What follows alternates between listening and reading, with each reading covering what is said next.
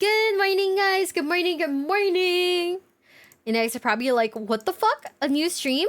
Yeah, because I can't show you guys the old stream now, can I? No, I'm kidding. I was streaming Yu-Gi-Oh earlier, so I was like, okay, cool. This is fine. But then I gotta, what's it called? But then because I have to switch categories, right? And like do the whole thing, I was like, well, it's easier to just end the stream and switch to like the categories like that. So I was like, okay, cool, this is fine, it's okay. But it gave me the time to go get a bite. You know, get a bite, get more water. So hey, that's pretty fucking good, am I right? Did I miscount? You did. Do you want me to open another one? Oh my god, what if I open another one? Do you guys think my heart rate would go like insane? Should we do it for science? Today we learn how pandas ruin the world. What? No, I love my pandas. We do not shame our local pandas, guys. We don't. Okay, hold on. I'm gonna grab a second can of Monster, so I'll be like awake as fuck. Okay, just give me like two minutes. I'll just run real quick.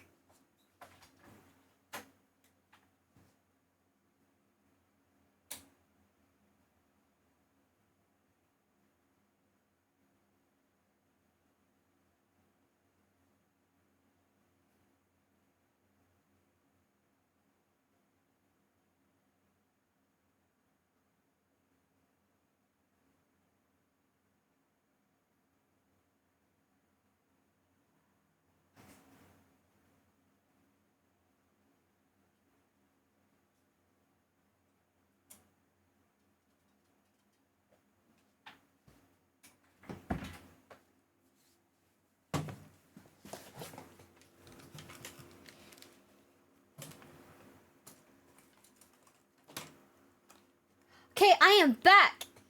Did it take that long? I don't think so, right? But hi guys, hi. So here is today's playlist. Now we can pick. You guys, oh, it's not showing. Oops. Well, here's today's playlist. You guys can pick what we should watch, but I have compiled this myself.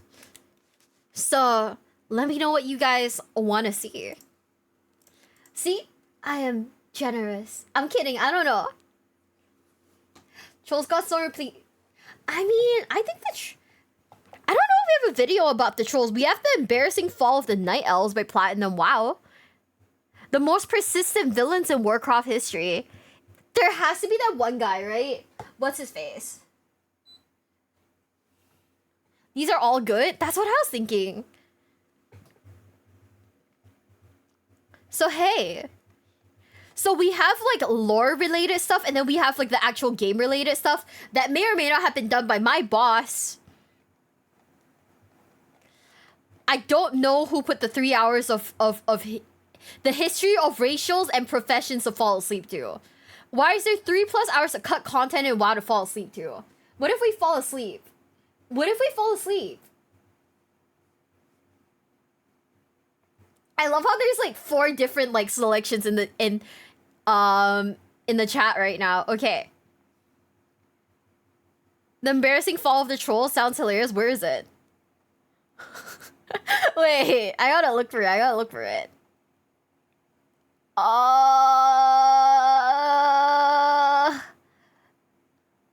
Also, there's a video called Why It's Rude to Suck at Warcraft that I kind of want to watch.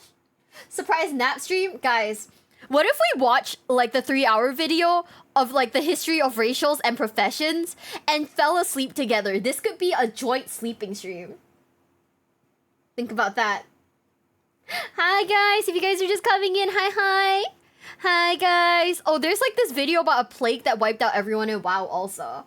We were talking about that the last time, and like that sounds pretty fun.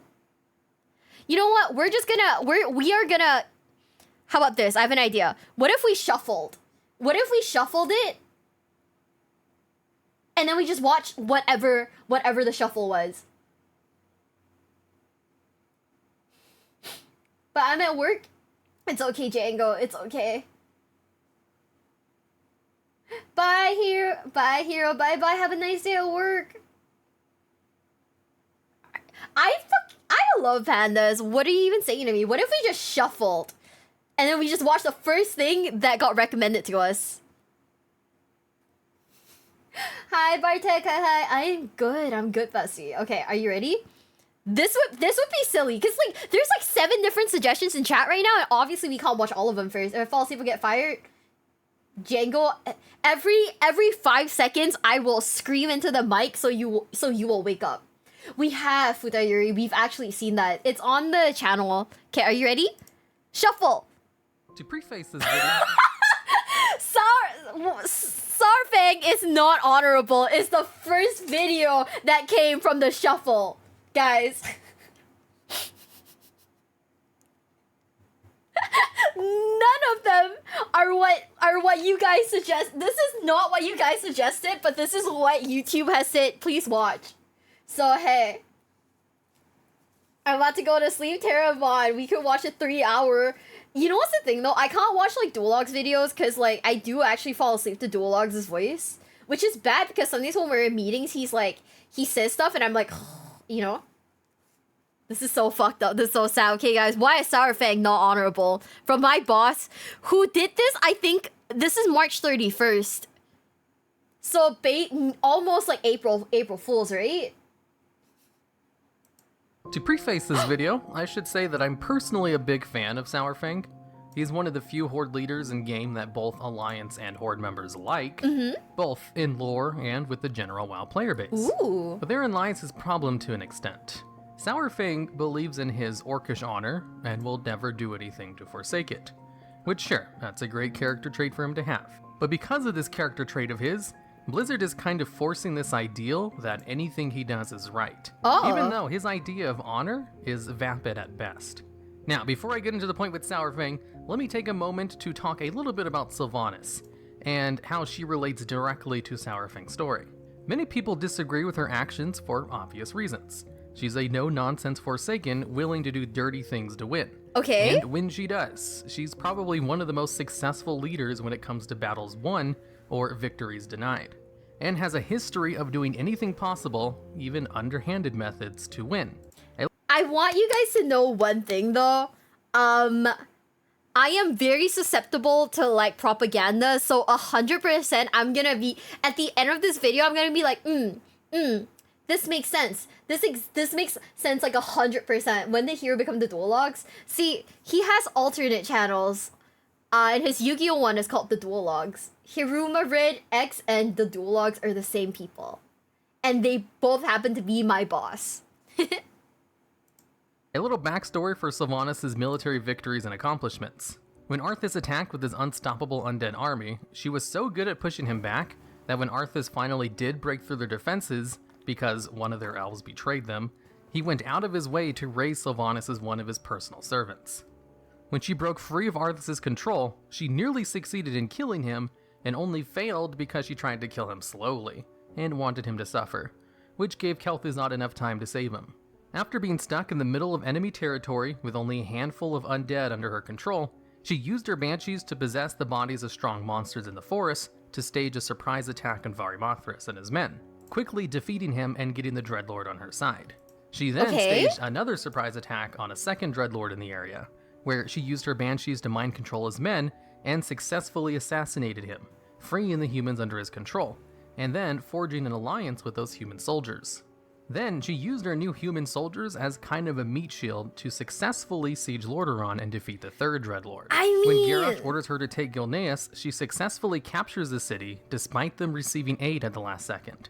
She staged a successful surprise attack on Tedrassil and took it out, where Garrosh failed in Ashenvale before ever getting close. She successfully defended Lordaeron when the Alliance attacked, and Is she actually like the most successful villain though? Like being for reals? Cause like, what? Like this makes sense. This checks out, right? But yeah, if you guys are just joining back in, hi guys, hi. The only reason they broke through was because Jaina came in and saved him at the last second. Afterwards, she successfully trapped all of the major Alliance leaders in her room and would have killed them if, again, it wasn't for Jaina teleporting them out of there and then saving them at the last second. She may have done a lot of morally questionable things to achieve her victories, but her results are there to see. There's a reason she's a fan favorite character. She's interesting, gets results and is proactive in her story rather than reactive. That's why a compelling villain is interesting to watch. A villain, by their very nature, is trying to bring change to the world and requires a very proactive effort in order to bring about that change, which opens up a lot of character moments as they go out into the world and try to get things done. I mean, whereas a yeah. hero can only ever react to bad things happening and is more limited in scope. Not to say Sylvanas is entirely a villain though, she's pretty justified in her distrust of the Alliance, a point even Sourfang had to agree with her on.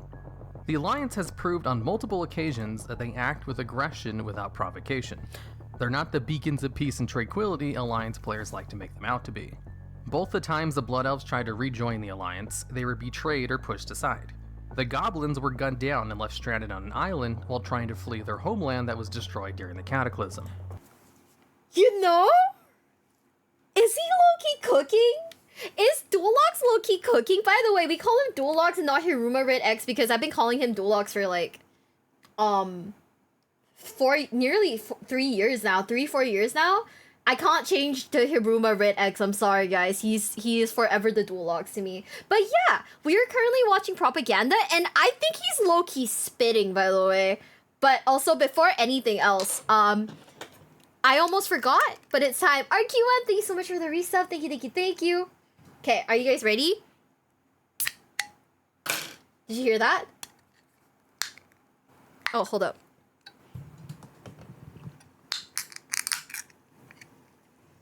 This Hiruma guy is pretty good at making propaganda. Did he make one this year? Did we watch this year's propaganda? Let me check. If Hiruma Vidx didn't upload a video this year, I'm gonna be so sad. He hasn't uploaded one yet. He hates me. He hates me and he doesn't want me to be happy. This is monster number 2. Okay, 3, 2, 1. The Alliance attacked a Tauren town full of innocent civilians merely to get a foothold in Horde territory. Gen Greymane defied orders and started a war with the Forsaken and Stormheim by attacking them. And of course, after first becoming a Forsaken, Sylvanas, along with her people, were hunted down and killed by the Alliance. Yeah? All this to say, Sylvanas is entirely justified in her war against the Alliance. There are countries Honestly, and cultures yeah. in the real world that still hold grudges over things that happened to them hundreds or sometimes thousands of years ago by a group of people. And the bad things the Alliance have done to the Forsaken aren't even that long ago. And one of the go-to arguments I hear against Sylvanas is that the Alliance is willing to make peace now. So she's just being a warmonger for the sake of it. Which brings up the old case of intentions versus actions. Ooh. People judge themselves based on their intentions and others based on their actions. Uh-huh. We all know that Anduin's intentions about making peace with the Horde were real. But the past actions of the Alliance tell a different tale. Sylvanas isn't judging Anduin and the Alliance based on their intentions, she's doing it based on their past actions. She's entirely justified in her reasoning, a fact that even Sourfang agreed with. So, how does this all relate to Sourfang? She's not wrong then, right? Like, if she's judging them based on, like, their past actions and they kind of fucked her over, like, 1 billion times. Oh, my boy Anduin was, like, losing this battle. Like, there was no winning for him, huh? So sad. His Horde wasn't even nice to Forsaken? That's true! Oh my god, everyone hates the Forsaken. Shit. Fang. But they're also kind of fucky, right? The Forsaken? Okay, bye, Jacob. Come back soon. The Forsaken, they do, like, experiments and stuff on people, right? So they're also bad. So there's just no winning. Well, Sourfang went along with Sylvanas' plan until she decided to burn the tree. He was fine with killing Malfurion to destroy the hope of the Night Elves, and in fact, he's the one who came up with the plan to use a whole bunch of rogues to assassinate all of the Sentinels in Ashenvale. Within a day, Sourfang began to reveal the true plan, but only to those who would execute the first strike. It took a long time to brief large numbers of rogues in any plan.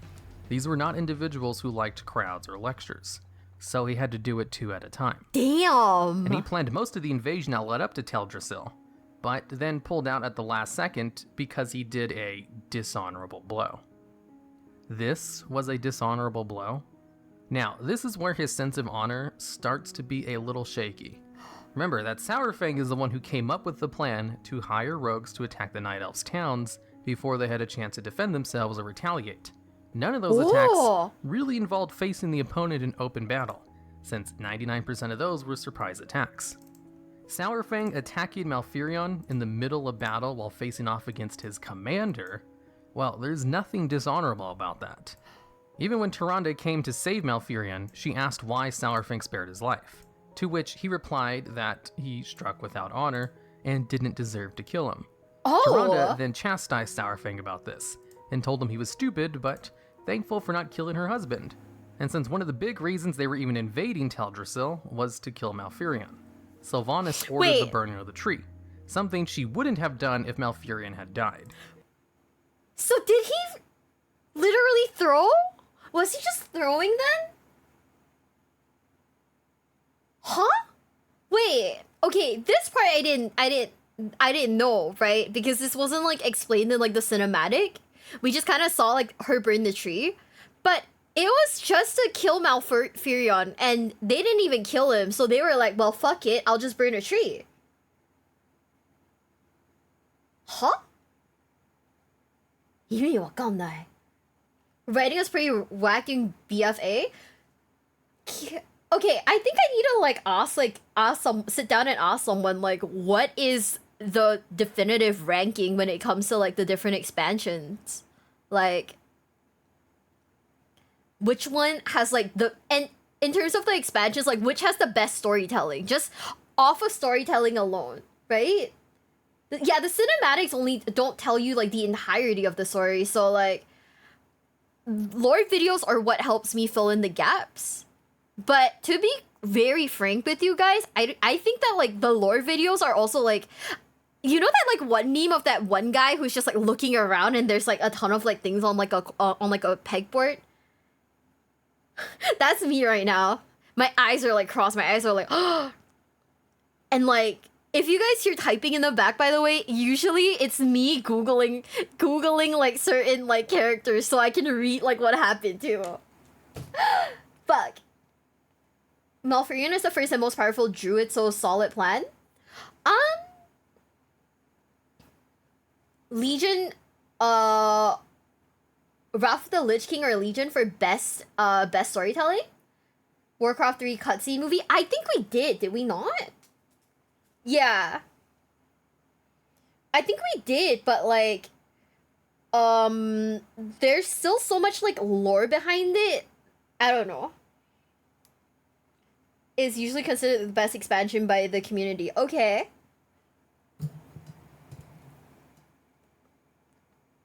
Yeah, okay, hold up. Let me ask that man real quick. Wait, can I call you so I can ask you a question? Bestie. Usually if I hit him with the bestie, he's like okay. BFA in Shadowlands Sylvanas story arc was written by a guy who hated her character, so she became hated. Okay. Huh. So basically, okay, can I ask you guys a question? Are like expansions like mandatory? Okay. I'm on stream and it's WoW. Oh, hold up. It's WoW related. Okay. It's like for Wrath is the best. Okay, so my question, right, is do you have to buy all of the expansions? Or can you pick and choose?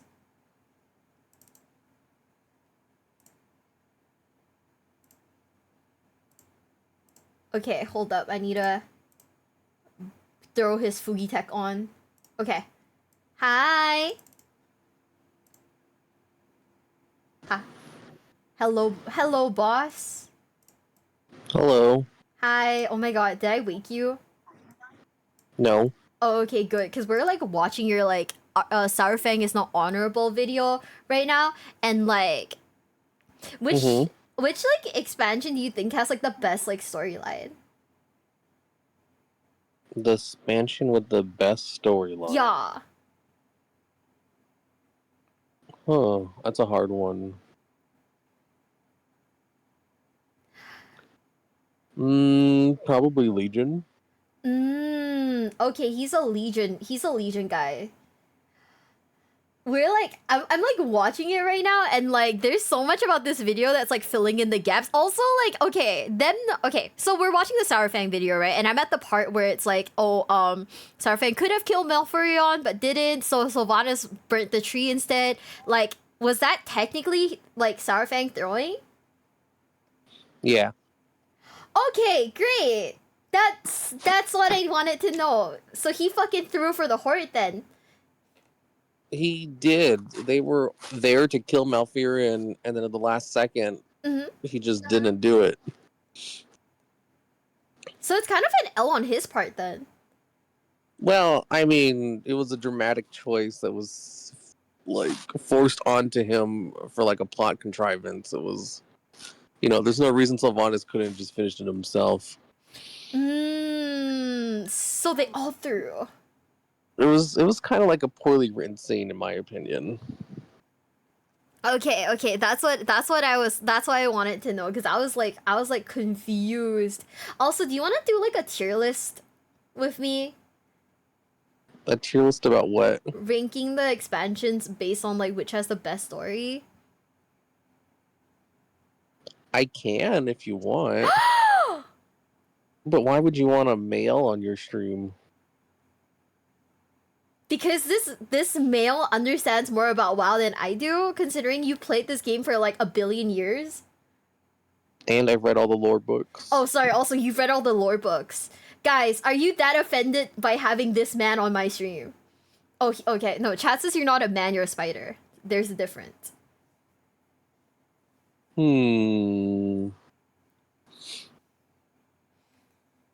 They can't kill Malfurion. He's extremely OP.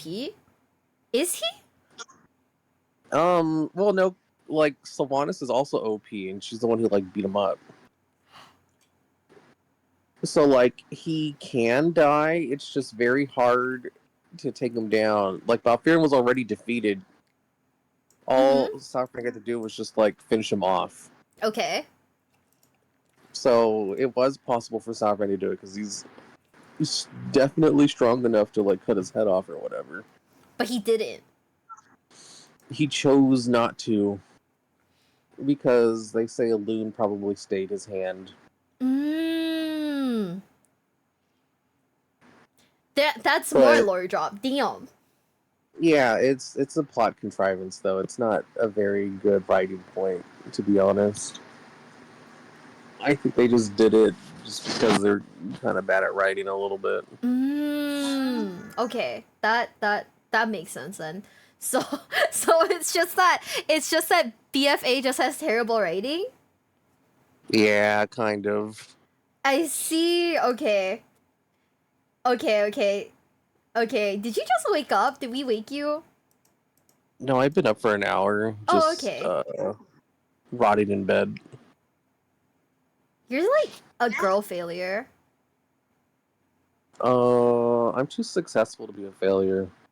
I mean, not like that, but like, you know what? What is the term for like girl failure I can't but be a boy? girl failure because, like, I shower every day and I wash my dishes and I do my own laundry. Okay, what is that supposed to mean? Girl failures don't do that shit. I also fold my clothes as soon as they're done, instead of just leaving them in a pile.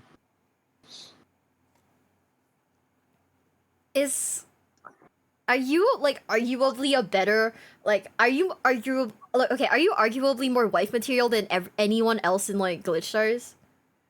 Yeah, easily. I'm a competent adult. Okay, bye Dualox, thanks for being here. Bye. Bye. We got called out, guys. I had to save us. We had to run. We had to dip. We had to dip, guys. He was calling us out. Okay? We got called the fuck out. That was so bad. Okay, well, we got our our answer. So basically, Sourfang threw, but Sylvanas also threw, and it was just shitty writing. I don't think, but honestly, I'm not gonna lie to you guys. I think at this point I might be a bit burnt out of WoW, considering I restarted it like 4 times. I don't know. There's just something about like playing like hardcore WoW, restarting 4 times, and then losing my fucking mind. Who doesn't fold their laundry right away? Honestly, true. Who doesn't? I fold my laundry right away because like if not, it gets crinkly, right? Anyways, 3, 2, 1. And it's not like the Alliance are shy about invading a city to kill a major leader either. Just look at Dazara Lore. To quote the passage by Sylvanas in the short story A Good War, this battle was not about a piece of land. Even Sourfang knew that. Okay. Taking the world tree was a way to inflict a wound that could never heal. Losing their homes and their leaders would have ended the Kaldorei as a nation, if not a people. Even the loss of one leader would have been enough to create a tide of despair. Ooh. The wounds of this battle would have bled, festered, decayed, and rotted the Alliance from the inside out. Anduin Wrynn would have lashed out in a final, desperate war, looking for a miracle because only a miracle would have saved them. But a miracle already had. A miracle granted by the honorable hand of a foolish old orc, and an overconfident war chief, best to lay blame where it belonged. Okay. This was her mistake as much as Sourfang's. This conquest of Darnassus would have rattled the Kaldorei people. They would have grieved for their lost, feared for their imprisoned, and trembled at the thought of the Horde ransacking their homes. But they would not fall to despair. Not anymore. Malfurion's impossible survival would give them hope. Their wound would heal. What Sourfang did here kind of made no sense. Yeah, what and the that's fuck? because Orcish honor doesn't really make any sense. So let's talk about Orcish honor. Okay. What even is it? Orcish honor could be best described by their war cry, Loktar Ogar, which roughly translates to victory or death. Do you think Duloc speaks like fluent Orcish? Honestly, I'm shocked he went for hardcore first instead of normal run first. See, you can blame that on Duloc once again. We are name dropping. Blame it on him because he was like, hey, don't do retail. Retail's boring. Do hardcore. And then we just kept dying and dying and dying and dying. And he was like, oh, why do you guys keep dying? And I was like, well, it's not like we know where to go, right? So, you know, that was bad. That was bad. Orcs are the samurai of their world. They kind of are. I feel like if there is like a Chuny class in like a game, it would be like the orcs. The main mantra of the Horde is blood and honor, with honor being the thing they hold above everything else. To honor one's clan, to honor yourself, 2 things drilled into every orc since birth. Okay. And since honor places such a large role in orcish society, it's kind of a surprise that there is no consistent definition of it amongst orcs' clans. Mm-hmm. What honor is to an orc changes depending on what clan you're in, or at what point you existed in the Horde, as ever since the Horde changed hands from different clans, they also changed the definition of what honor meant. To the Frostwolf clan, honor is pretty consistent with some real-world definitions of honor, where they would respect their elders and fellow clan members, and treat other people with decency in the same way that they would want to be treated, and to also protect their clan while not forsaking their code of conduct, which is generally to be decent people. The Warsong clan has a more Spartan definition of honor, where strength is king and whatever is honorable is decided by whoever is the strongest. The weakest of one contaminates the strength of the all in their eyes, and to this end, they exile people that forsake their honor and drown their infants who aren't born strong enough. The Blackrock clan, the one Sourfang's from, has a code of honor very similar to the Warsong clan, except they also valued blacksmithing and mining in addition to military strength. The Blackrock clan was the most prominent clan in the original wars on Azeroth, as both the first and second war chiefs of the Horde were Blackrock orc members, and they were the first clan to learn how to use fel magic by the Legion. So That was his waifu, right? Oh, I remember the waifu. The wife was like, he was like, no, you gotta live. And she was like, no, let me die. It's honorable. Something like that, right? Classic is 100% knowledge game. Starting hardcore is kind of insane. Yeah! nah, tell that to my boss. He was like, it'd be funny if you guys died. And then we end up dying so much out of like sheer stress and panic that like it didn't work out. Random to bring up, but it's been racking my brain. So you're an office worker, got tired of being an office worker, and now just chills and plays mobile games and reacts to stuff? Yes and no. I was an office worker who would like come home and stream after work, right? But then, you know, 2020, 2022, 2023, everybody and their mom got laid off, and you know, I got laid off too. So now I'm just a guy who just streams, you know? I'm just a streamer dude now. While I'm looking for a job, but like, ugh. The economy, everyone fucking hates me. What can I say? Honestly, if you don't understand vanilla WoW or WoW in general, hardcore is a really bad idea. Yeah. Not great. His wife was dying, accepting her death, and he trashed her for not fighting till the last. I forgot he did that. Wait, is he kind of toxic? Is he kind of toxic, guys? Wait. Damn, maybe Sourfang isn't husbando material. We fell in 2023 so we could rise in 2025. 2025 is the year we make it big enough where I don't have to find another job, because holy shit, I am so underpaid. I do like freelance translating, and sometimes the translation, like the game publishers, they pay you like actual like peanuts. It is so sad. For most of the Orcish clans, besides the Frostwolf clan, honor to them was basically blood and glory. To win was honorable, and to lose was dishonorable. That is to say, Ooh. there's no real definition of what it is. Honor basically is just whatever each orc thinks it is. When Thrall reformed the Horde, his definition of honor was pretty in line with the Frostwolf clan, except he extended his value of honor to include all races, not just orcs. It was basically his only difference. So exactly which of these codes of honor does Sourfang subscribe to?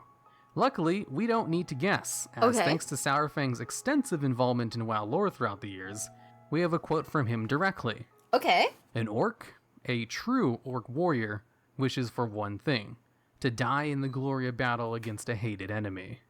His other quotes basically just talk about how you should never forsake your honor. But the quote I just read is a pretty good summation of what ideal Sourfang has. His idea of honor is a more battle-oriented one that wishes for death on the battlefield, something that Sourfang thinks a lot about in the Good War short story. That's He's been true. through so many wars and has always come out alive, where many other people have died, and he's kind of envious that they got to die in battle. As a young orc, he had expected a quick, honorable death in battle. These days, he wondered if he was cursed to outlive everyone. Sourfang is obsessed with his honorable death, and before the battle for Lordaeron begins, he decides to basically commit suicide by walking into the Alliance army by himself. Because in his mind, it would be an honorable death, as Is our boy just traumatized? Is that it? He's like, I should be put down in battle, and like, but he's like so good that he just doesn't die, and he's just like, well, shit. It's just trauma. Okay, great. That was Hellscream, not Sourfang. My bad. I get so confused with all of the names in this story, right? I only remember like the key people, like the ones who like really show up. When you become famous, will you remember us? Of course I will, Django. Also, we are salted peanuts because we can't afford honey. Haha. He lost his wife, his son died, and then was raised and died again. He's just traumatized. Holy shit. Okay, never mind. Maybe Sourfang is like, he's not honorable because our boy went through like hell and back. Okay. he would technically die on the battlefield. To which point, good old Zappy Boy comes in and basically talks some sense into him. That, no, dying pointlessly isn't honorable, it's just selfish. And you need to do something to earn an honorable death. So later on, Sourfang compromises, and decides to get his honorable death by buying time for the Horde to retreat, and faces the Alliance army on his own.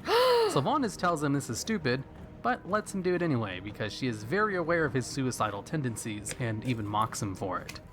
But it doesn't stop there. Sourfang's sense of honor does extend to other things besides dying in battle.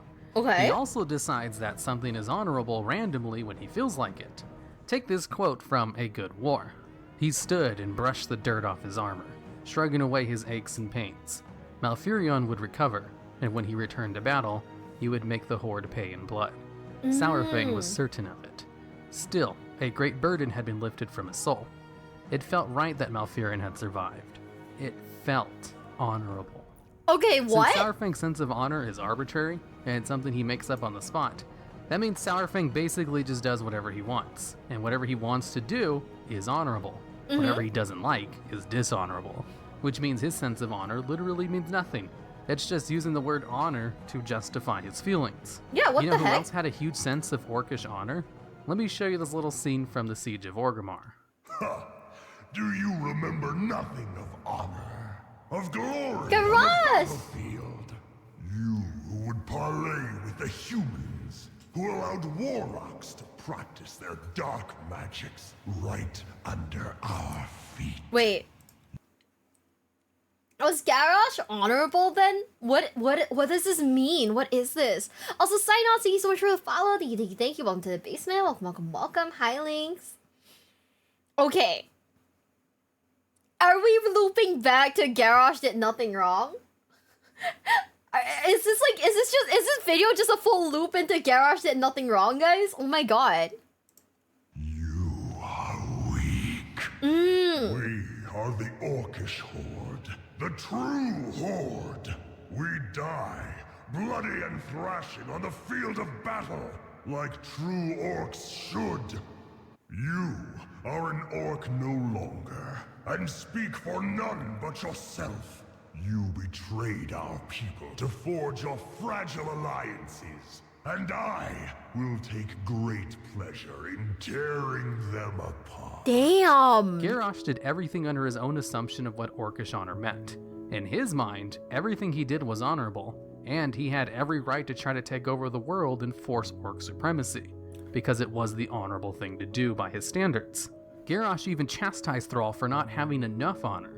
What Garrosh is acting on and assessing as being honorable is almost no different from what Sourfang does. They both arbitrarily decide what honor means to them, and then push this belief on everyone else. If Sourfang is considered honorable, then so is Garrosh. And if Garrosh is considered honorable, then honor means nothing. Wait, is he kind of cooking though? Like, is he like low-key right? If you really think about it, right? If everyone's honor is based on their own personal judgment, then what is honor? Can a person commit crime in the name of honor? Am I being taken in by the propaganda again? Has the propaganda machine gotten me again, guys? Fuck. Or does it? You might be thinking I'm just harping on the technical definition of the word honor, and there is a point for that. What honor really means to an orc is their personal ideology. An ideology is a collection of beliefs and values that a person holds purely for reasons that make sense to them. Garrosh's ideology was orc supremacy and to crush his enemies beneath his feet. So he attributed this to his orcish honor, and anyone who didn't agree with his ideology didn't have honor. Sourfang's ideology is to die in battle against a hated enemy. So anyone who doesn't subscribe to these ideologies doesn't have honor. Except Sourfang will randomly add stuff to his sense of honor, or not randomly. Generally, if something is morally on the good side, that can be attributed to his honor. Okay. But it's not so cut and dry. It's more complicated than that, and I think that's kind of what makes Sourfang an interesting character. He's not simple. He is not fully morally good. He has flaws and makes mistakes, which makes for interesting character stories.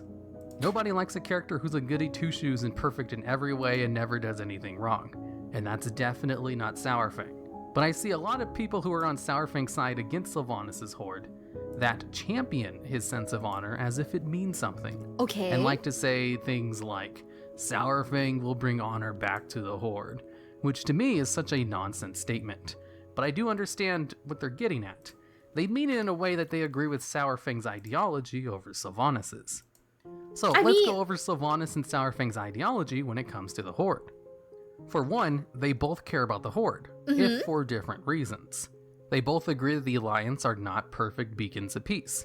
They both agree Yeah? on waging war against Teldrassil. Now, the point in which they disagree is how far they're willing to go for these ends. Sourfang was fine with marching through Ashenvale and Darkshore and killing all of the enemy soldiers in his path. And was Okay.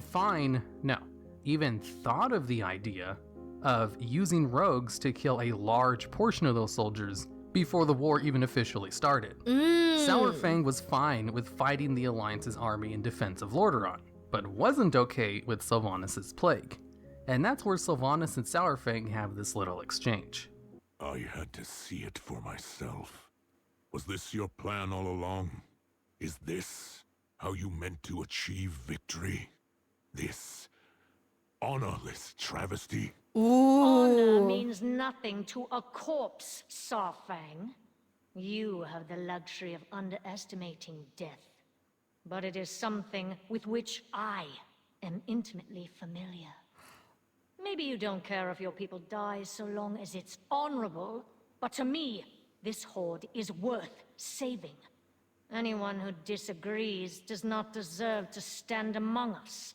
By Ooh. Sourfang's ideology, he would rather let the Horde die if it meant being honorable. And Sylvanas is willing to do anything to win. And this is the crux of their differences. They both agree on the same goals, but disagree with the methods used to accomplish those goals.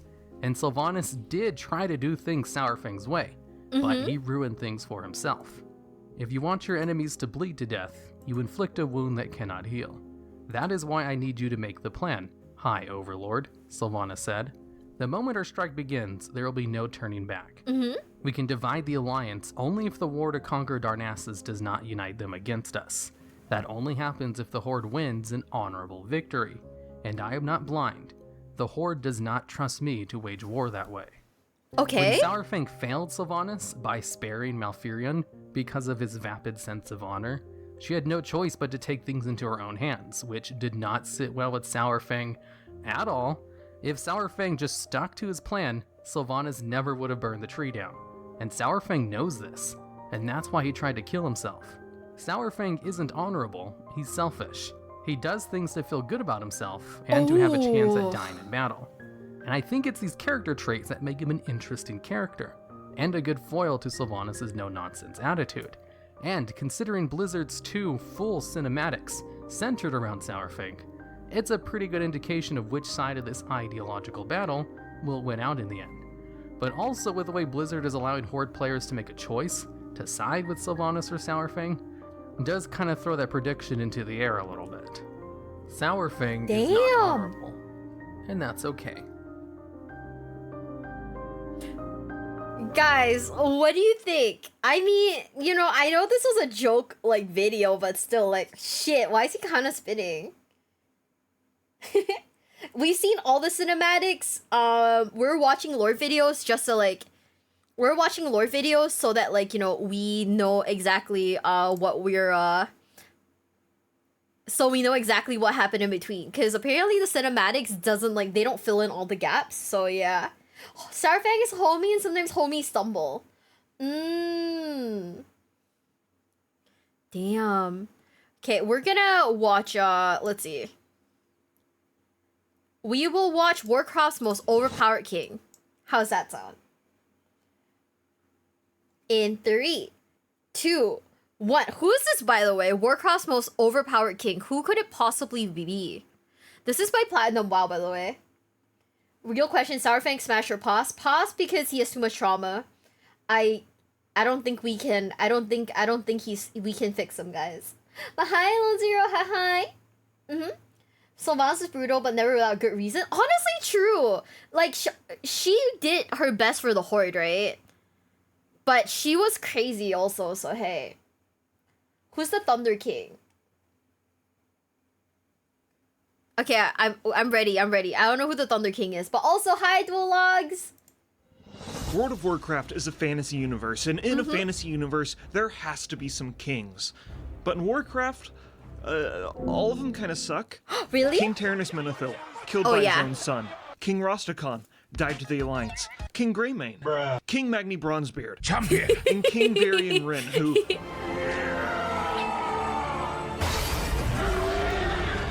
Okay, that was kind of cool. But he also got stabbed by 2 random mobs and then turned to dust.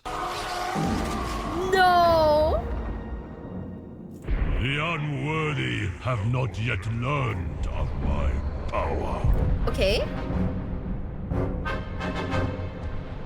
When the thunder echoes, all other kings, queens, emperors, and rulers tremble in fear because Lei Shen, the Thunder King, is easily the most powerful and impactful ruler Azeroth has ever seen. His history is critical to understanding the ancient legends of Warcraft lore and has remained a fan favorite in the lore community. Ooh. Let's find out why. So congrats to everyone who got their predictions right. Congratulations. Sweet Mizu, thank you so much for the follow. Thank you, thank you. Welcome to the basement. Welcome, welcome, welcome. Chat Lay, the Thundercock shit. What? Is that what people call him? Oh my god. Before we talk about the Thunder King, I need to pay my bills and let you know you're not safe. No one is safe. Unless you have NordVPN, the sponsor Oh my of god. today's video. We have to watch If the you're like sponsors, me by the and way. you use the internet to look up obscure lore facts about your favorite fictional characters that no one really cares about, or you just use the internet, you are at risk from third parties and your internet service provider spying on your activity. By the way, to anyone who's asking why are we not skipping the ad, it's because we are watching his content for free, therefore we will be watching the ads too. It is only right, and it is only fair. Hi Joe, welcome in. That's why I use NordVPN, and there's a deal right now to get a 2-year plan with 1 additional month free with a huge discount. Another great thing about using Nord is it grants you access to region-locked content on the internet with just a click of a button. Did you know that you can get access to Dutch Netflix, which has Lord of the Rings, right now? Wait, really? Wauw, dat is geweldig. Ik heb NordVPN nodig. Click the link down below and secure your privacy and maybe even explore Middle-earth with this 2-year plan with 1 additional month free with a huge discount. Nord is so confident in their product that there's also a risk-free 30-day money-back guarantee, so go to nordvpn.com/platinumwowvpn. Thanks Nord for sponsoring this video. The ad is now over. Okay. Who are they? The Mogu were once a race of stone who served the Titans during the ordering of Azeroth.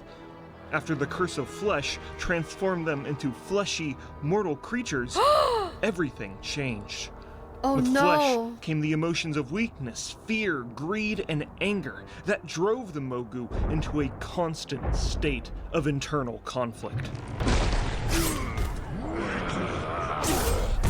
Ooh. This period of time was known as the Age of 100 Kings, a time where the southern reaches of Azeroth were thrown into a constant state of warfare as the Mogu struggled to overpower one another.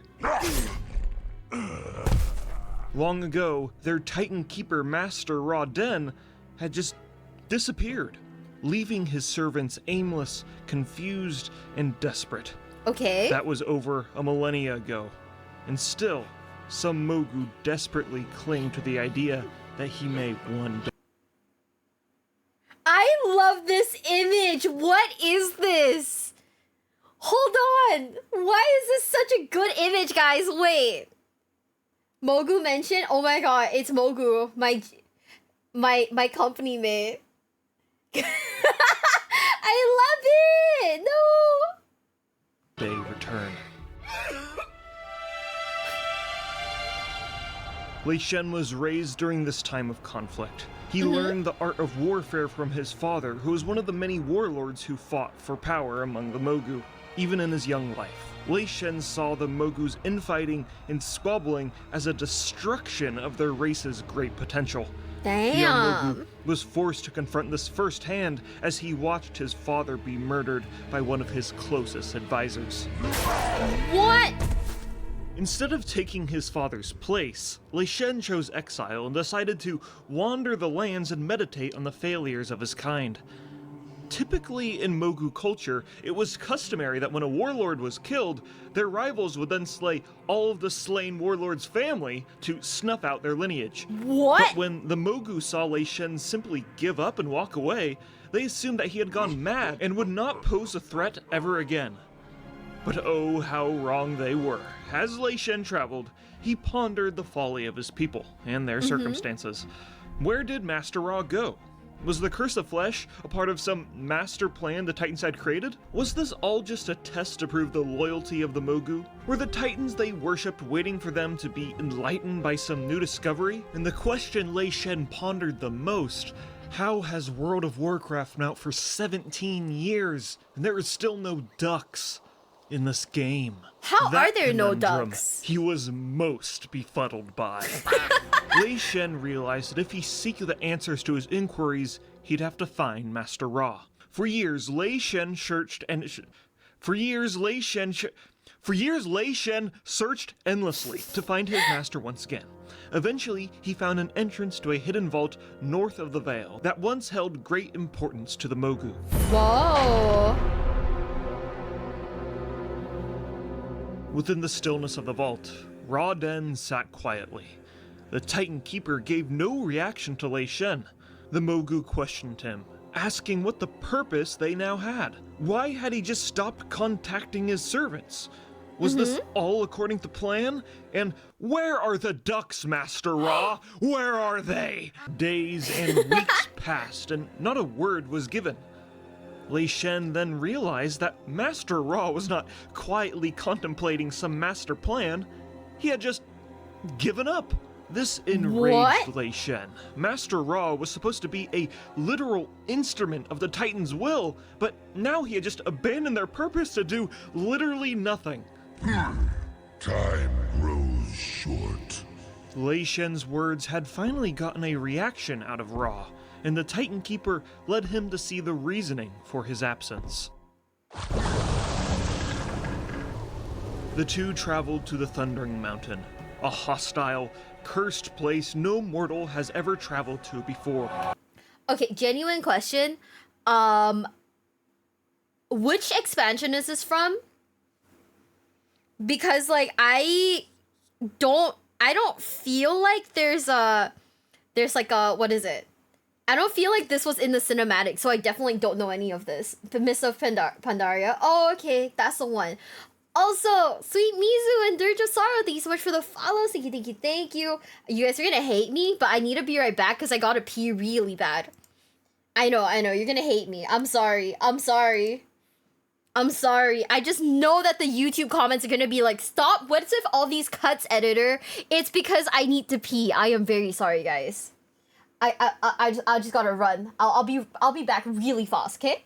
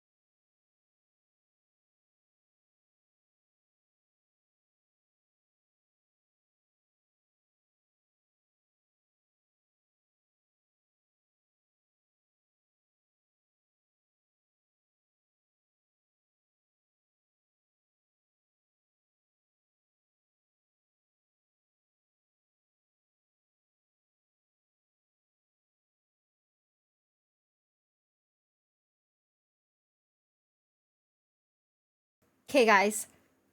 I'm back. It was my fault. This is my second can of Monster Energy. I blame it on that. But I'm back and we're ready. Okay? Well, now we are getting into Where's Ra? And then we're gonna watch the new King in Town. Now in 3, 2, 1. Ooh. There is no hope. The coming threat will consume us all. Ooh. Within the depths of the mountain, Ra-Den showed him the last remaining essence of the slain Titan Aman'Thul. The Pantheon was dead. All of the Titans were killed thousands of years ago. Sargeras had killed them all, and either his army of demons or the horrors of the void would consume all of the universe. It's Sargeras all along, our favorite, like, boy failure? Oh my god. Ra-Den had simply given up after he found out all the Titans were dead and didn't even bother telling the Mogu. It was pointless to fight back. The Titans had lost, and their downfall was inevitable. That's crazy. Delay the inevitable. Ra-Den hoped that showing this truth would make Lei Shen give in to the same despair, but it actually had the adverse effect. Okay. What?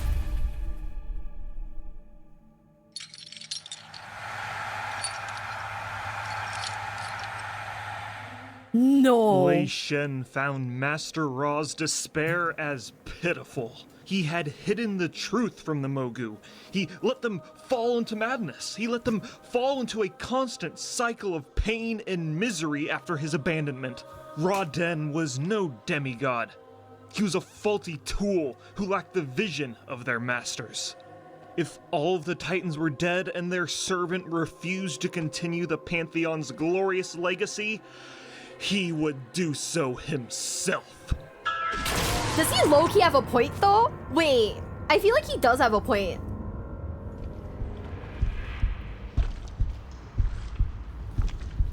It is said that Lei Shen ripped the very heart out of Ra-Den. Oh. The power was like nothing he had ever felt before. No Oh. longer was he a servant. He was now a god.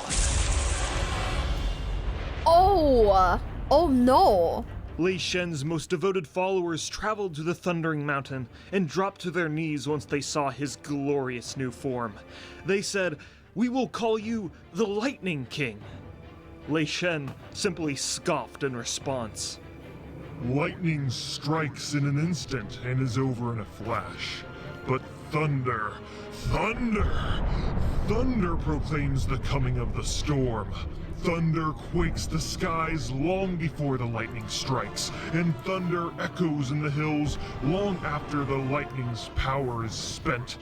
It is thunder that sends animals cowering and fills the hearts of peasants with dread. I just realized his name is Lei Shen in like Chinese, right? So his name is literally Thunder God. Like his parents named him what they, after his like future career. Then holy shit. Yeah, literally Lei Shen translates to Thunder God. So like they named him for the job he would eventually get. Kind of insane. Why didn't my parents name me Billionaire? I feel like they set me up for failure. Low-key, I feel like my parents set me up for failure. Well, it's okay. 3, 2, 1. Let thunder be my herald, so that my power is felt throughout the land. I will be the Thunder King. Damn.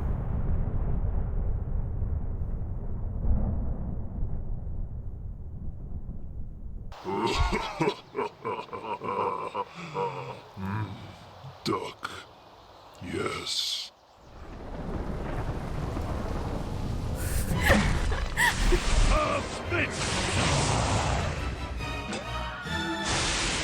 My power cannot be contained. The Thunder King now demanded that all Mogu bow before him. Once again, their race would be the defenders of Azeroth, and they'd continue the Titan's legacy and restore order once again. Lei Shen utterly crushed all Mogu who defied him.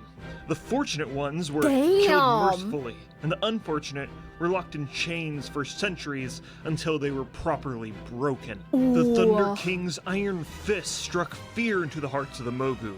Some thought he had claimed the powers of the Veil, or was a literal Titan reborn. But soon their fear would turn into devotion when Lei Shen displayed his godlike powers.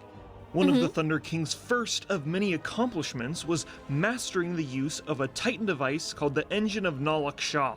Okay. With this Titan machinery, he found a way to revert the curse of flesh in some of the Mogu, and restored them to their pure forms. Oh. Under the Thunder King's rule, no land was left unconquered, as his army claimed every corner of the Vale. This was the beginning of a prosperous new empire for the Mogu, in a time of darkness for the other races surrounding the Vale. Damn. Breakable flesh! You will make a fine slave. The first to feel the wrath of the Mogu was the Jinyu. The Jinyu realized that they had no chance of fighting Lei Shen's empire alone. You know, low-key, maybe we should do like a deep dive into Miss of Pandaria. Because I really like Miss of Pandaria as like a concept. But also, like, there's so many different races that I've never heard of before, and this is so interesting. What does Shen Bao? You gotta give me the context. I have no idea what's going on. We're watching WoW lore because, like, I like learning about WoW, like World of Warcraft, a lot more than actually playing it. But then again, I only play hardcore, so who knows? But yeah, that's what his name means. And what is billionaire in Chinese? Fu Weng.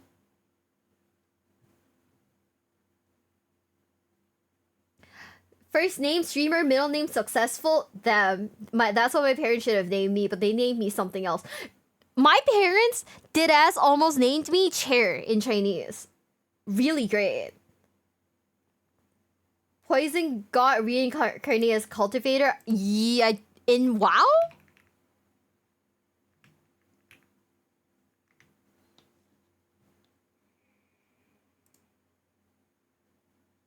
Yeah, but I think my parents threw. Yeah, they instead of naming me like rich person or successful or like successful streamer. Oh, I'm not sure. I have to look at the Chinese characters for that, Myojin. It's probably just a name then. Yeah, he's here. He that's my boss. Yeah, no, they named me fucking Chair, so you know I love that. And allied themselves with the Hosen, a race. There's a monkey race, like straight up baboon race? What? Are you Chinese? I am half Chinese. The other half is Japanese. No. Yeah, there's a monkey race. Okay, I had no idea. Great. I honestly think maybe we should like watch like a deep lore into like Miss of Pandaria. I don't necessarily know if I'll play it, but it would be interesting.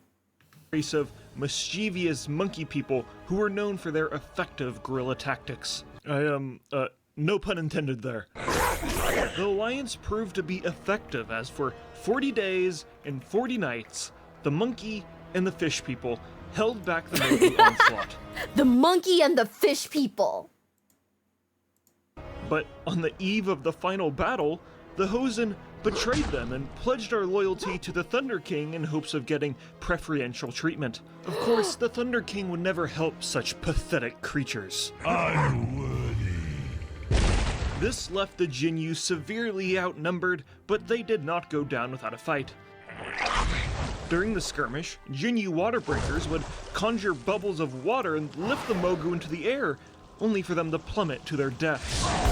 Make a demonstration of these invaders, such that all nations tremble before me. Their resistance was impressive, but ultimately futile. One of the Mogu generals named Haquin outsmarted the Jinyu and used their very own fishing spears to wipe out the last remaining resistance, and soon after they were fully conquered by the Thunder King's army. Stop! That is such a dumb way to die! Oh my god!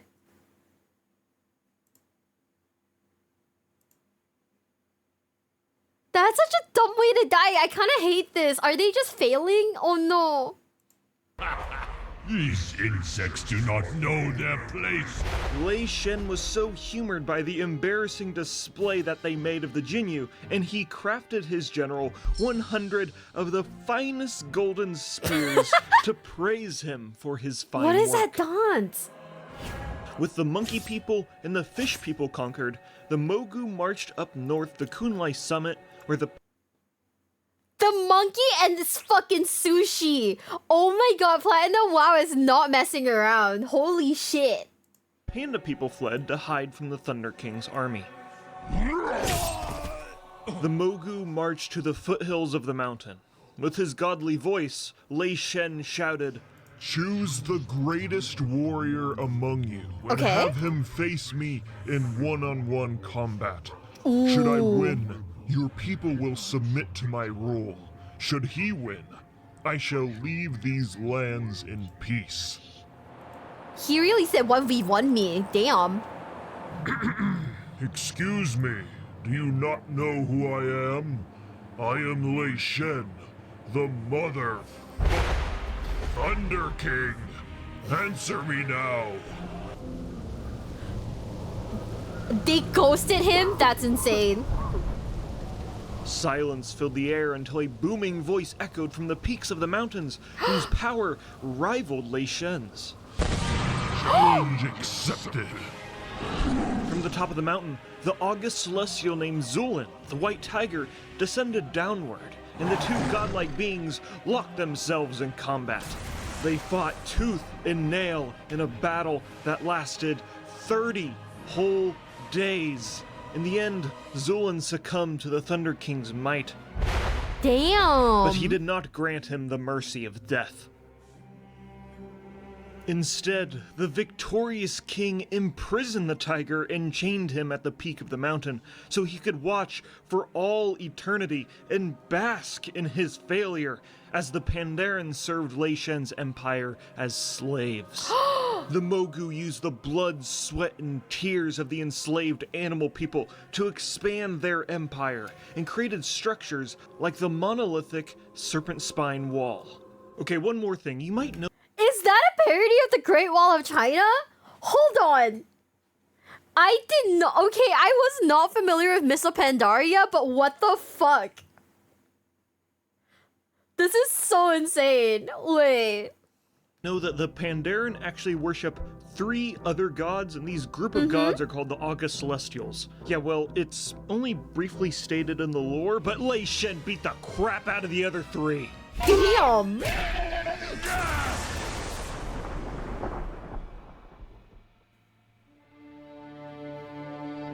The Thunder King's rapidly expanding empire drew notice from other civilizations on Azeroth, specifically the Zandalari trolls from the east who saw great promise in the Mogu. One of the high priests, named Zulathara, approached Lei Shen with a proposition. Okay. The Mogu held incredible power on Azeroth, but the trolls held the knowledge of the world. There's even a Mount Everest in WoW? That's crazy. That is insane. Okay. I mean, I guess Blizzard can't be sued by the universe, so, that's fair, but that's so funny. With their empires combined, they could fully dominate every inch of Azeroth with ease. At this point, there was no empire that came even close to the combined might of the Zandalari and Mogu armies.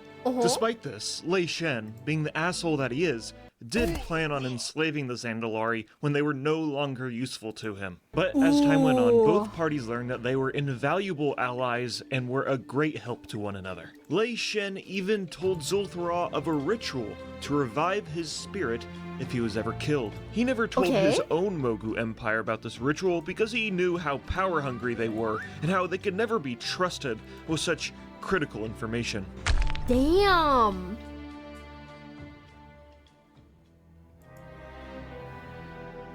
Meanwhile, in the southwest, in a tropical land called Oldham, the Titan creations called the Tolvir dwelled. They were created to protect a Titan facility called the Forge of Origination, an extremely powerful weapon that could eradicate all life on Azeroth. The Tolvir also succumbed to the Curse of Flesh and patiently waited for Rauden's return. But one day, they received a summon from their Mogu cousin to come visit their empire. Upon arrival, the Tolvir were stunned to see how advanced the Mogu had become. Okay. The Thunder King greeted them with open arms and toured them around his humongous empire. The Tolvir took notice of the abhorrent use of slaves, but, they didn't really mind it that much. Besides, they were more focused on the protection of Titan creations more than anything. What the Tolvir did have a problem with was when Lei Shen told them that he ripped the heart out of Rauden, their master, stole his power, Oh. and he also locked him in a basement in his palace, where he's now sucking out his Titan blood called anima. If you've played the Shadowlands What? expansion before, you'll know that there's also stuff called anima, which is the essence of all mortal souls. Blizzard originally said, these two animas are kind of the same thing, and then they walked back on that statement. And now there's two different things called anima in the Warcraft universe that are totally unrelated. Okay. Anyways, in the novel called Shadows of the Horde, this Titan anima was described to be so powerful that if you tossed it on a human, they would regress back into becoming a Vrykul. And Lei Shen used it to make robots, torture cow people, and make new races by using it on lizards to create the Sarok, and Trogs to make the Grummels. That's crazy. Okay. Oh, and Lei Shen planned on securing the Forge of Origination for himself so he could recreate all living things on Azeroth to serve him, including the Tolvir. Okay, shit. Obviously, they were furious. They'd never bow to a traitor king like Lei Shen and stormed out of his empire. The Thunder King let them flee because he knew their choice really didn't matter. He'd take what he wanted by force. I am Lei Shen, Slayer of kings and gods. You have made a grave mistake. The Thunder King and his Mogu army marched towards Oldham. Lei Shen was so confident he would lay claim to the Forge that he invited the Zandalari not to help, but to simply watch as the Thunder King did what he does best: dominate all opposition. At the base of the pyramid, only a few Tolvir stood armed. Lei Shen let out a laugh. Is that all you can muster? Pathetic. Do you not realize under my rule, Azeroth will be cleansed of all corruption? All shall be pure in form. All shall be one unified force, and all shall bow to the Thunder King. He's insane. What the fuck? The Tolvir had edited the code in the Forge of Origination to only wipe out all life in Oldham, killing Lei Shen, his army, and the trolls in an instant, turning the once lush jungle into a barren desert. In the end, it was the Thunder King's hubris that led to his downfall, and both Troll and Mogu empires would never recover from this massive blow. Turns out that threatening the Tolvir, who had access to a giant nuke, was actually not a good idea. The Tolvir then shrouded the now scorched land of Oldham in mystery to hide the Forge from being claimed by any outside mortals ever again. Okay. But of course, Mist of Pandaria came out and Lei Shen returned. The Zandalari had used the ritual Lei Shen talked about, and they used their powers combined to take over Azeroth once again. And somehow they recovered his body after being blown up in a giant nuke. How? What? I don't know. Stop asking questions. Point is, Lei Shen was resurrected and his conquest continued once again. But, not really a lot of lore happens here. I mean, he's just kind of back, trying to do the same thing again, but this time with a lot more trolls. And, of course, we kill him again. Ooh. I sought only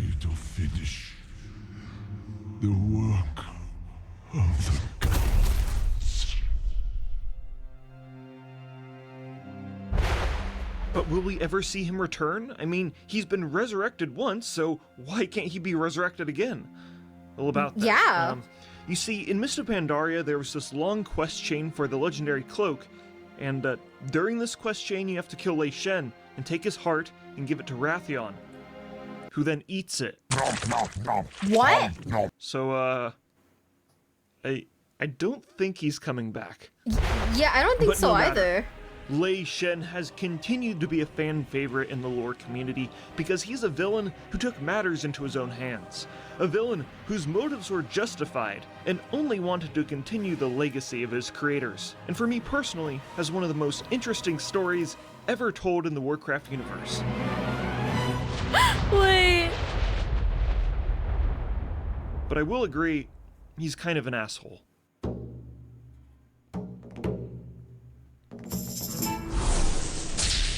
Okay, guys. Okay, Thunder King is kind of garbage rating. He's filler content. Do you guys think he's cool or do you guys hate him? Genuine question. Do you guys like or hate him? Lei Shen the Thunder King. I feel like I get it, but at the same time, I'm like, I don't know. Cool lore boss fight was mid? I love the raid. Oh, so you guys like the raid, but like you didn't actually like the boss fight then, huh? Okay. Tank, who saw everything crumbling, was like, fuck it, I'll do it myself. He was cool. But you guys hated the boss fight, so his story was cool. His fight was good too. I guess more people find him cool than anything, huh? Okay, are you guys ready? 3, 2, 1.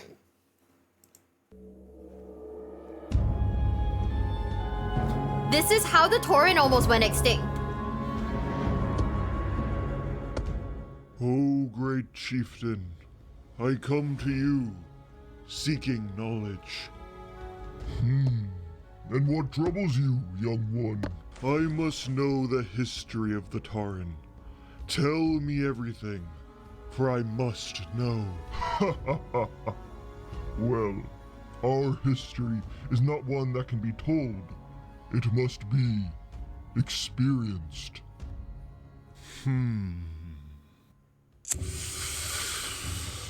Okay. By the Earth Mother? Is he high? Where am I? Long, long ago, when Azeroth flourished in its infancy, the Tauren were not Tauren. They were actually a race called the Yongle. These similar race of bovine beasts were taught by the demigod Cenarius about how to live in harmony with nature, and for thousands of years, the Yongle lived in central Kalimdor. They thrived off the bountiful lands and hunted game for food. Quite frankly, it was a paradise. Okay. That was until an invasive enemy What marched happened? on their lands. Oh shit.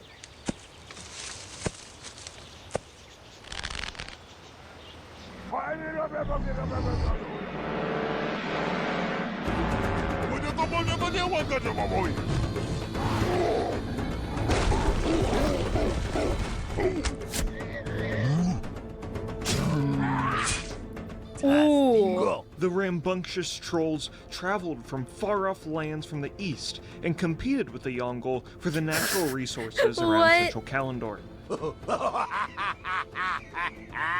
And quite frankly, it was really frustrating having to compete with the trolls dominating their hunting grounds. Instead of waging war with the tusked freaks, the Yongle instead chose to migrate and travel down south in search of new territory. Cenarius pleaded for them to stay, but the Yongle were already off to greener pastures. Oh. You look pretty.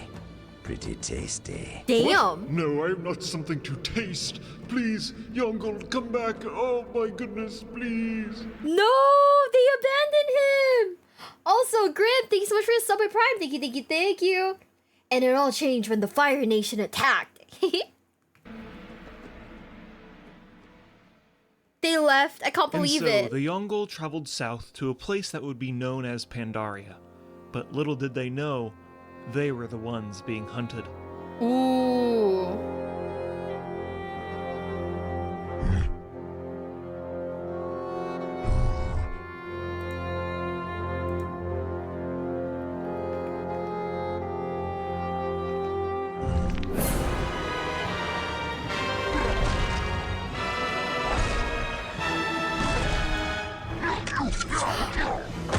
Wait, why? What is this hair? Guys, is this haircut canon? Do they actually have like the Bieber haircut? Genuine question. Do they actually have the Bieber haircut? Or am I like... They do? Stop. That is so funny. What?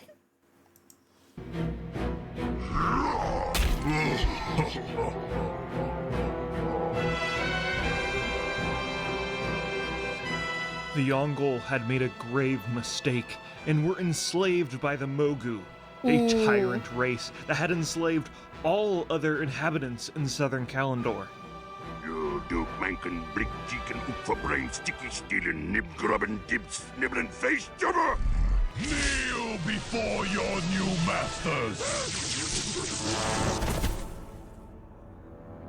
For generations upon generations, the Yongle suffered as servants for the Mogu.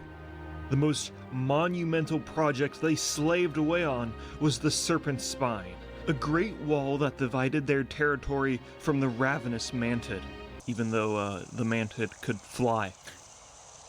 Wait. Yeah, what the heck? The unworthy have not yet learned of my power. The Yongle and the other servants of the Mogu suffered for thousands of years under the tyranny of Lei Shen. With the Thunder King at the helm of their empire, the Mogu were an unstoppable army who threatened to control all of Azeroth if left unchecked. But then Lei Shen made the biggest mistake of his life. Okay. And he allied with a troll. Oh. Long story short, Lei Shen and the Zandalari leader went on a mission together in Oldham for more power, and they accidentally blew up. This sudden removal of a leader created a power vacuum within the Mogu Empire, and they constantly cycled through new emperors, each one being more brutal than the last. The final emperor was a Mogu named Lao Fei, a ruler who held no sympathy for his subjects. A common punishment for disobedient slaves was to take their children and send them off to the Serpent's Spine and use them as fodder against the local Mantid. I'm growing a beard. What the fuck? Wait, wait. Now, What? Did they just yeet a child?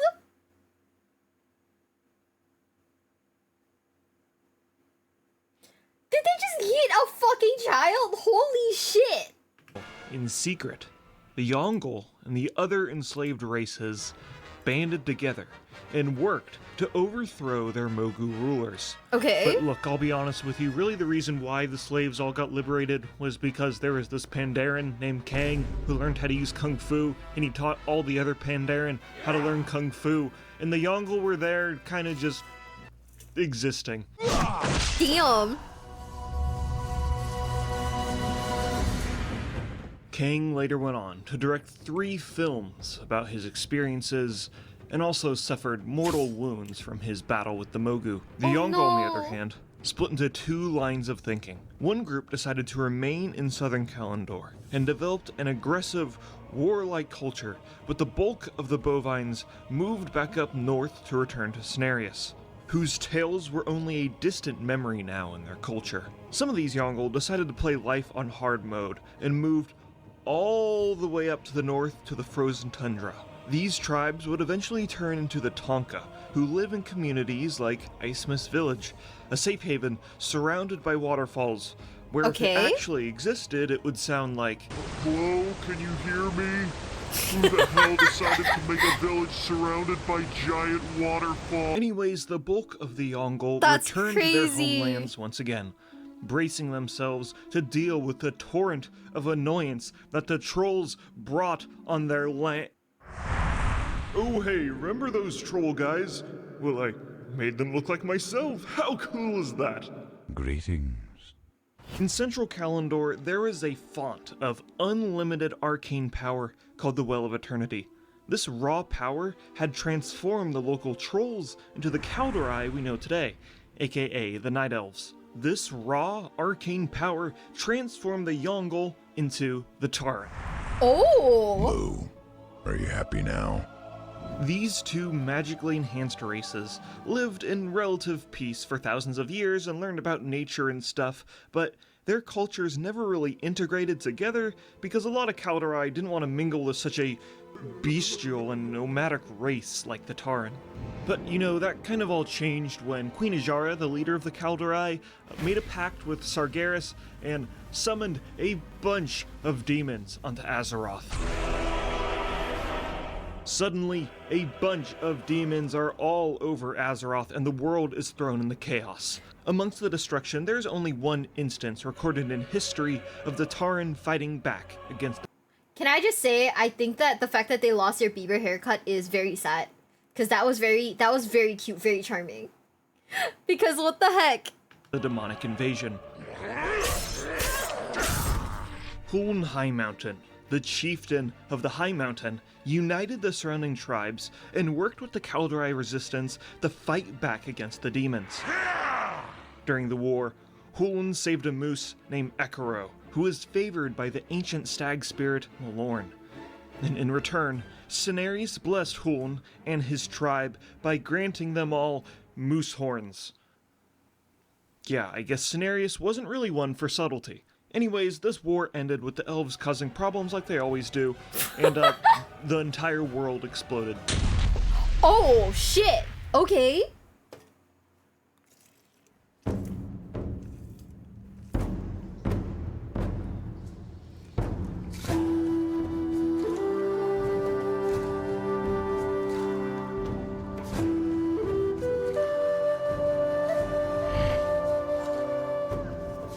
Maybe I love Highland cows, guys. What? Highland cows sound cute.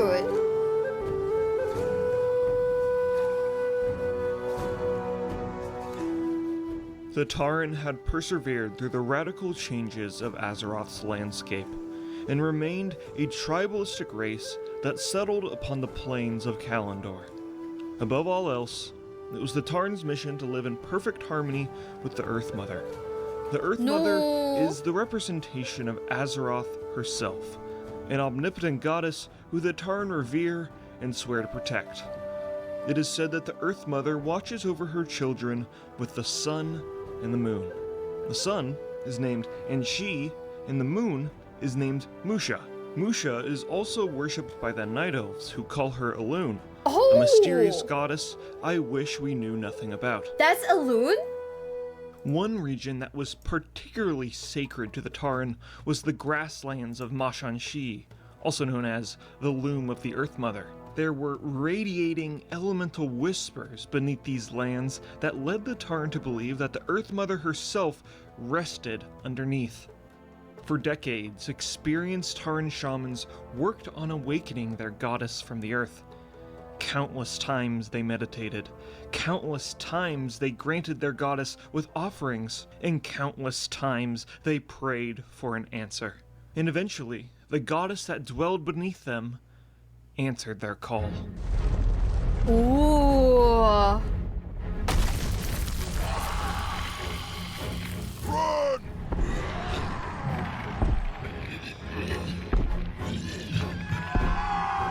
Retreat!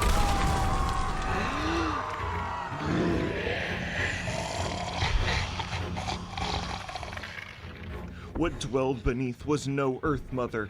It was the enormous Earth elemental known as Princess Theradras. Princess? The enraged princess devoured all life around her, making the once fertile lands of Mashanshi into the barren wasteland called Desolus. Damn. This sudden, dramatic loss of life sent ripples throughout the Emerald Dream, and caught the attention of Cenarius.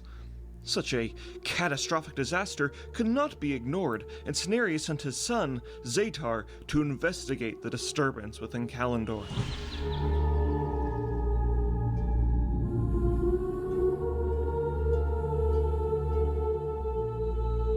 Is this like basically who Zaytar Malfurion? readied himself for the horrors to come. Is this basically like Malfurion's like race? Cause like they're also like horse guys, right?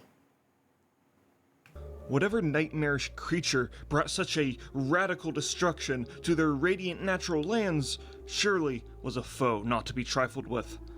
Ooh. Oh, he's just a night elf. Ah.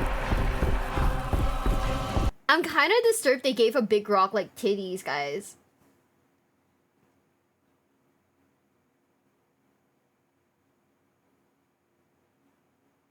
I kind of am this, like, I don't know. I'm kind of disturbed that they gave this rock like big titties.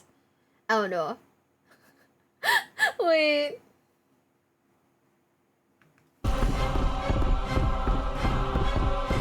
Should see her mom? What?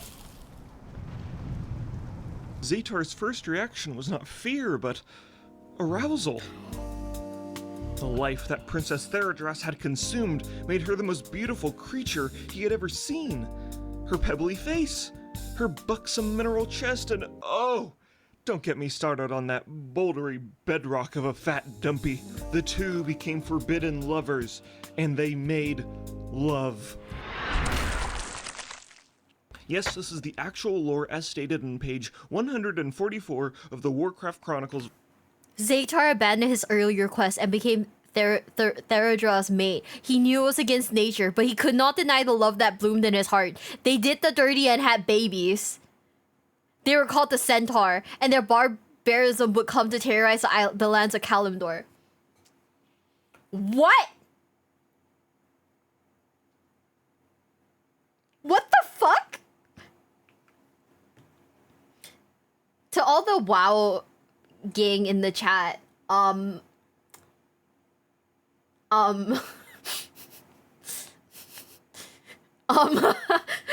someone Dulox read this smut? Dulox fucking read this smut, guys. That's crazy. He read a book about the Stone Ussie. This is canon. And Dulox was like, you gotta play the game. It's a good game.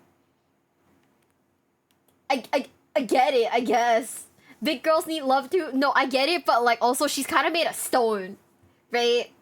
I don't know, but I feel like it would be hard to like make love to like a rock. You know what I mean?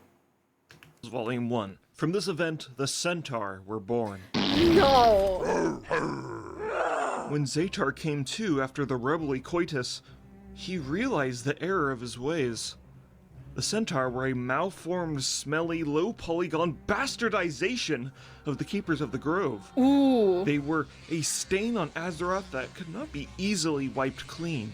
The Centaur took note of their father, who looked down on them in disgust, and they killed him.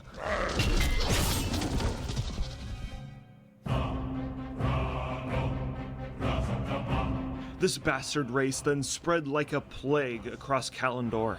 While the Tauren focused on balance with nature, the Centaur did the opposite. The barbaric race pillaged and overhunted the tranquil lands of Kalimdor.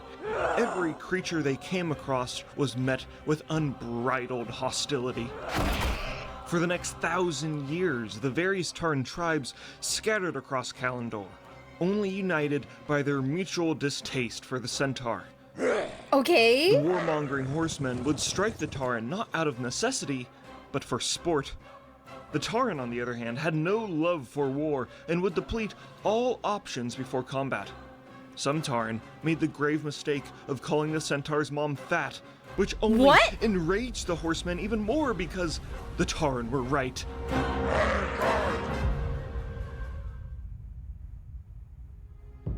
The Tauren had been pushed to the very brink of extinction. Their approach to the situation needed to change, and fast. What the Cairn fuck? Bloodhoof, chieftain of the Bloodhoof tribe, decided that perhaps recruiting an ally would be the best strategy. His first choice was obvious. Perhaps the Night Elves, who had a history with the Tauren, could assist. Okay. They cared about life on Azeroth almost as much as the Tauren, so surely they would help. Hey guys, remember how your people kind of sort of blew the whole world up? Well, maybe you can repay us and help us with the Centaur problem because, they'll probably kill all you guys after they're done killing us, so, could you help? Pretty please? The Tauren received no Damn. response. Oh, 07. No wonder they died. Almost died, I mean. Well, their first choice clearly wasn't an option, but as Karen and his tribe roamed the desert plains of Durotar, they stumbled upon a surprising new ally. Ooh.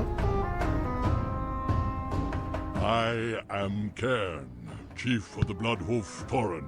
Loktar, friend.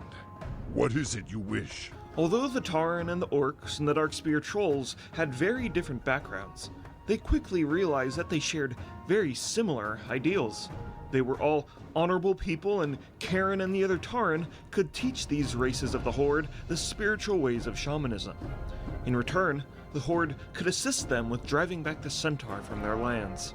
Also, Karen could help Thrall with a spirit quest because he was looking for Medivh, but that's a long story. Wait, hold on. All with a spirit quest because Are his eyes separating?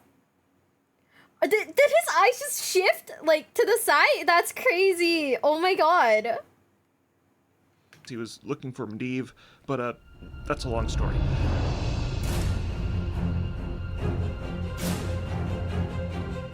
Point is, the Tauren, the Darkspear Trolls, and the Orcish romance was in full Oh my force, God. and with their armies combined, they fought their way through the heart of Centaur territory. Ishmael Para, for honor. Blood and thunder, all the tribes.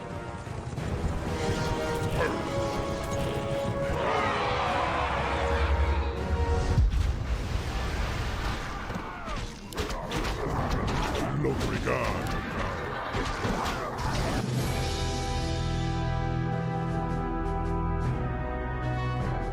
The Horde's combined might had driven the Centaur back, letting the Tauren be able to thrive once more in their ancestral lands of Mulgore.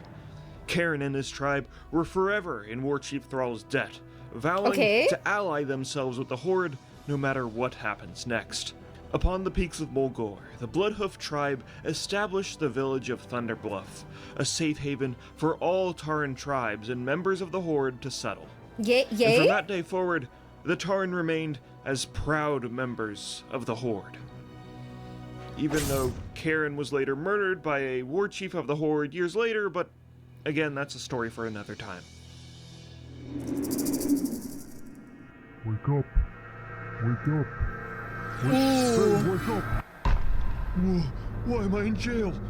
I just had the craziest dream ever. A dream? That was no dream, young one. I've never seen someone react to those herbs that way. He's Get away from me, suited. you Mogu. Oh, they're so big and large and made of stone. Oh, I hate them so much. Get away from me, you demon. You're all demons. Get away, you fell guards and...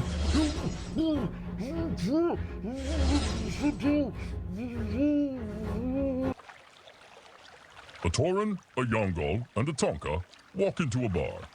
Oh, this isn't a joke. It's my family reunion. What?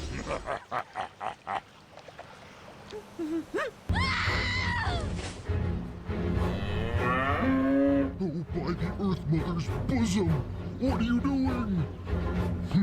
You're lucky Karen's son, Chieftain Bane, isn't here, or you'd be excommunicated from Thunderbluff. Oh, thank the Earth Mother he's not here, but where is he? Well, you see, Bane Bloodhoof has gone on a valorous mission for his people. He has traveled to another reality called the Shadowlands. A place filled with horrific beings that we could not even imagine. Alas, I am sure our chieftain is making the Tauren proud, defending the universe from whatever may come our way.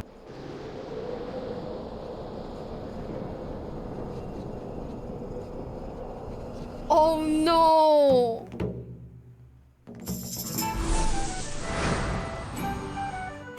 I foresee this going wrong. Oh my god, guys. Oh no! The AFK 5K chieftain. I know. He kind of got his ass beat, huh? Okay, guys. Next one is gonna be the catastrophic failure of gnomes in WoW. So, how are we liking this so far? Are you guys enjoying it?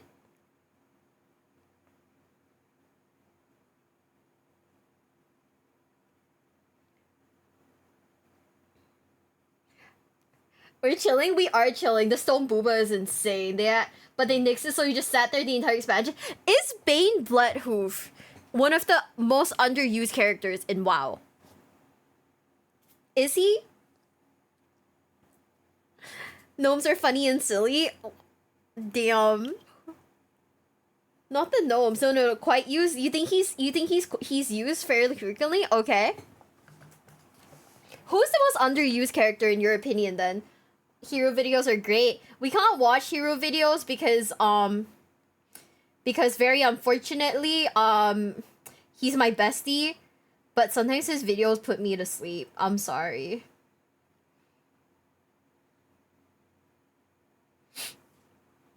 But that's my best friend right there. But based on underused can be scary, you forget he's here. Oh man. Rexar? I don't know who Rexar is. It's the most underused. Okay, wait, let me go look up who Rexar is. It just started playing on its own. I got scared. Rexar, wow. Who the fuck is this guy? Wait. Okay, on God, I've never seen him before in any of the cinematics. Therefore, you're absolutely right. He is underused. Okay, are you guys ready for the video? In 3, 2, 1. Oh no. Ingenious, resourceful, forward-thinking, and very puntable. Not These the are all puntable. ways to describe the gnomes, a race of brilliant inventors that pride themselves on their discoveries.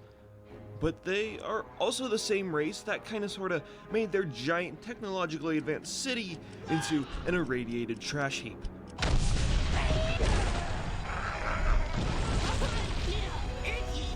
Retreat! In order to understand how the gnomes accidentally started That's this crazy. catastrophic failure, first we should go back to the very start of gnomanity.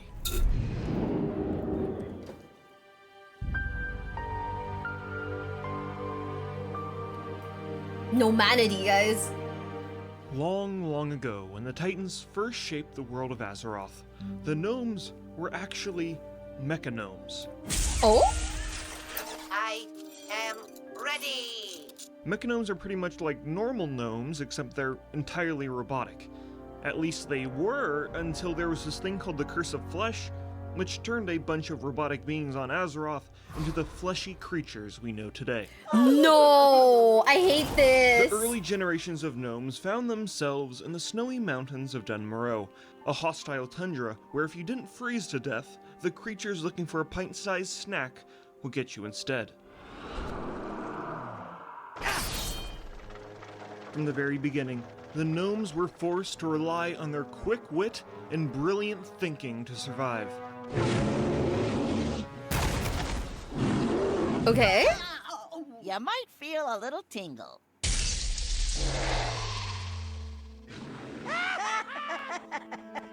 Get him! Is Miwa a gnome? I am not a gnome. How dare you? Farewell! But as the gnomes roam the snowy mountains of Dunmorrow, they would realize that not everything wanted to kill them. What do you mean? Salutations. Hello! I like large posteriors, and I cannot prevaricate. Wait, what? I'm straight. Hold up. Thank you for the raid coder. Thank you, and welcome in, raiders. Welcome in, if you guys don't know who I am. I'm Miwa Bell. All I do is play Yu-Gi-Oh! And cry, but right now we are deep diving into WoW lore because, what the fuck is WoW? How do you play it? And, why does everyone low-key, like, throw in this universe? Like, is it a skill issue? Do the writers just hate every character? Why does everyone keep throwing? Just when you think the story's about to, like, get to, like, a good point, you know, one of the characters is like, no, I have a conscience again, and I won't do it. And it's like, brother, That's like the big bad in your universe. What are you doing? Yamete Kura, stop? But then also, like, what?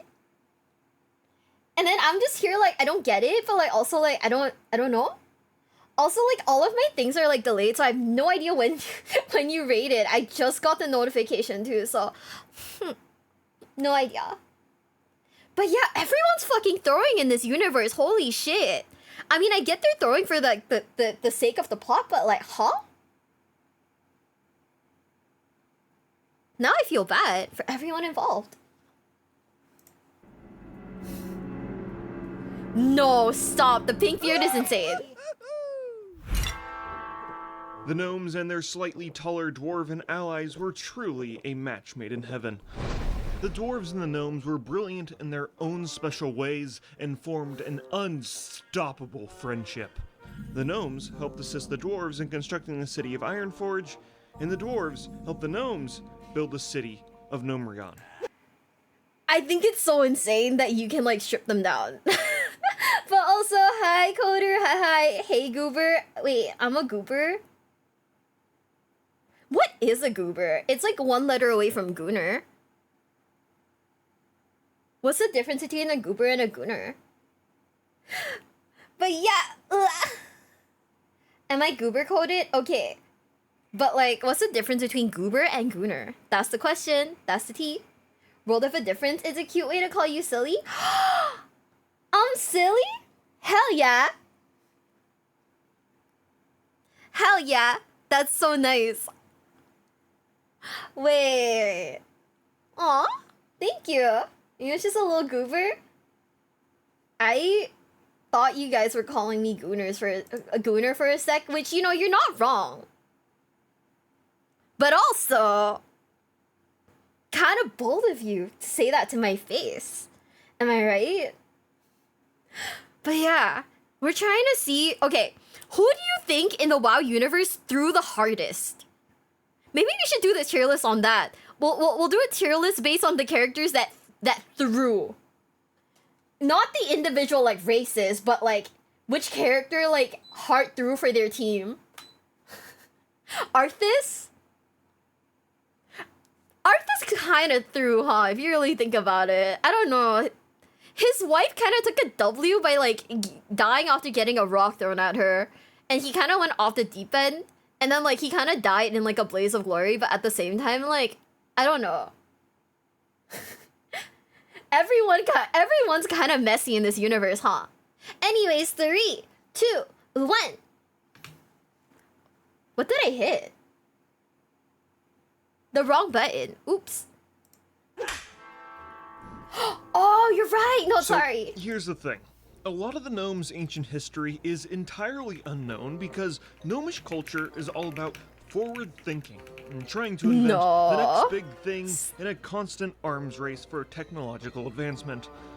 In other words, an in-universe way of saying that there isn't really any old lore of the gnomes.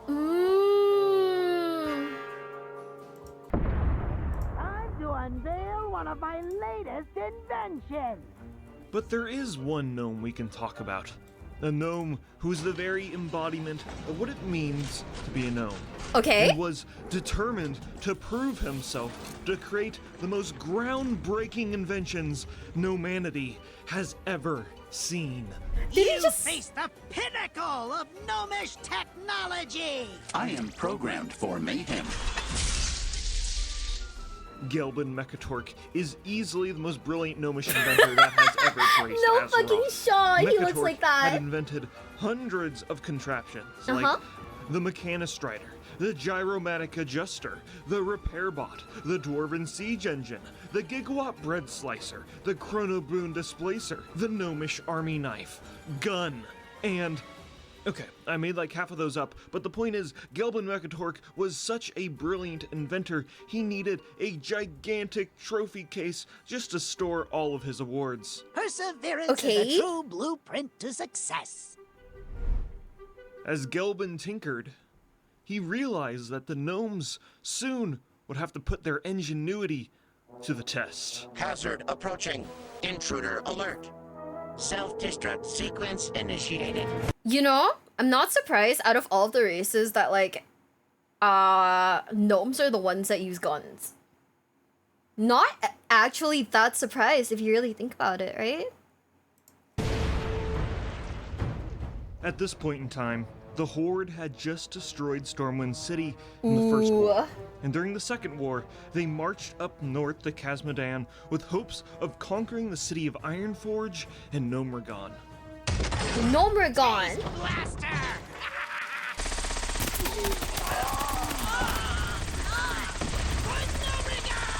The Horde were never successful in their attempt. 07.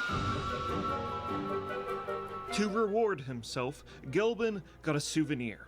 A troll-made chair that he keeps in his study that is unreasonably comfortable. Anyways, What a after the detail. victory, the gnomes and the dwarves helped assist in the reconstruction of Stormwind.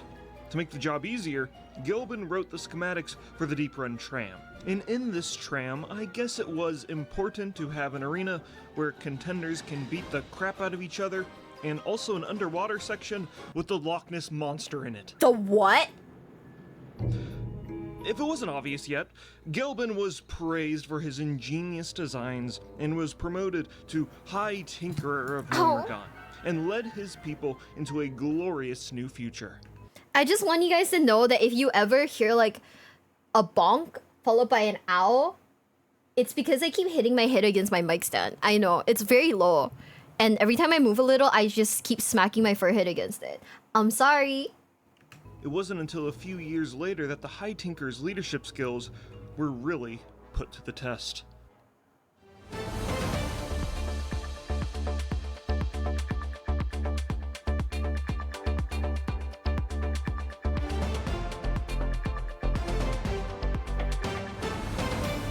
Hello, and welcome to the Gnomeregan Report, where we got some breaking news for you citizens. The undead threat rages on as the plague infects the innocent humans of Stratham. Here's a statement from Prince Arthas Menethil on the matter. Purge! In other news, Salisbury steak will be on the menu for... What the fuck? While the rest of Azeroth dealt with undead and demonic invasions during the Third War, the gnomes had their own serious problems.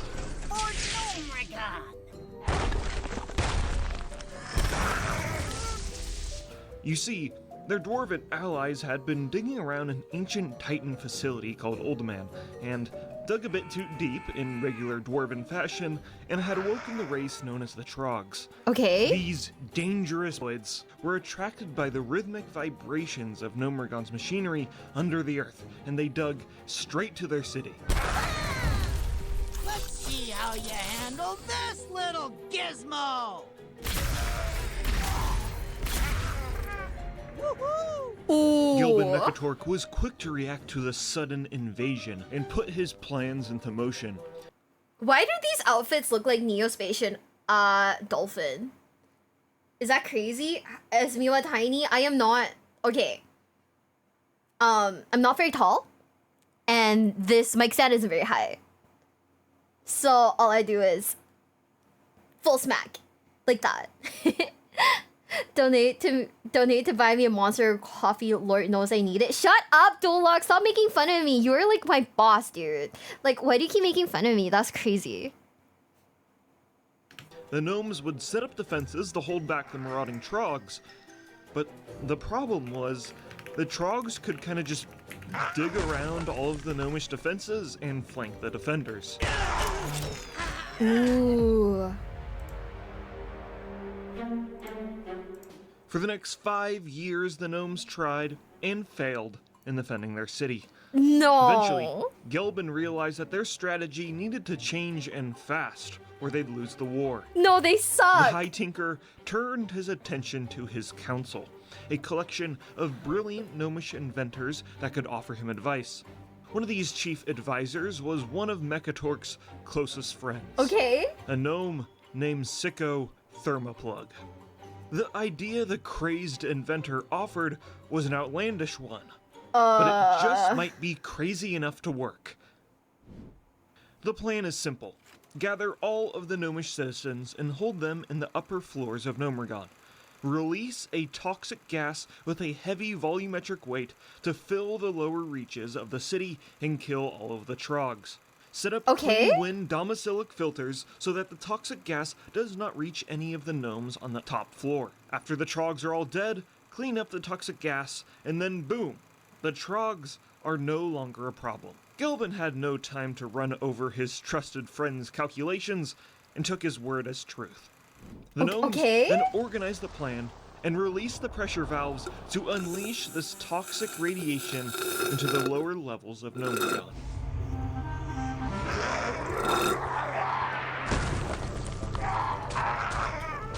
Is that a good idea? I don't think it is, right?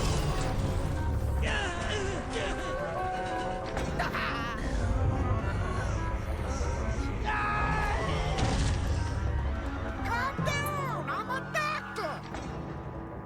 Everyone panic!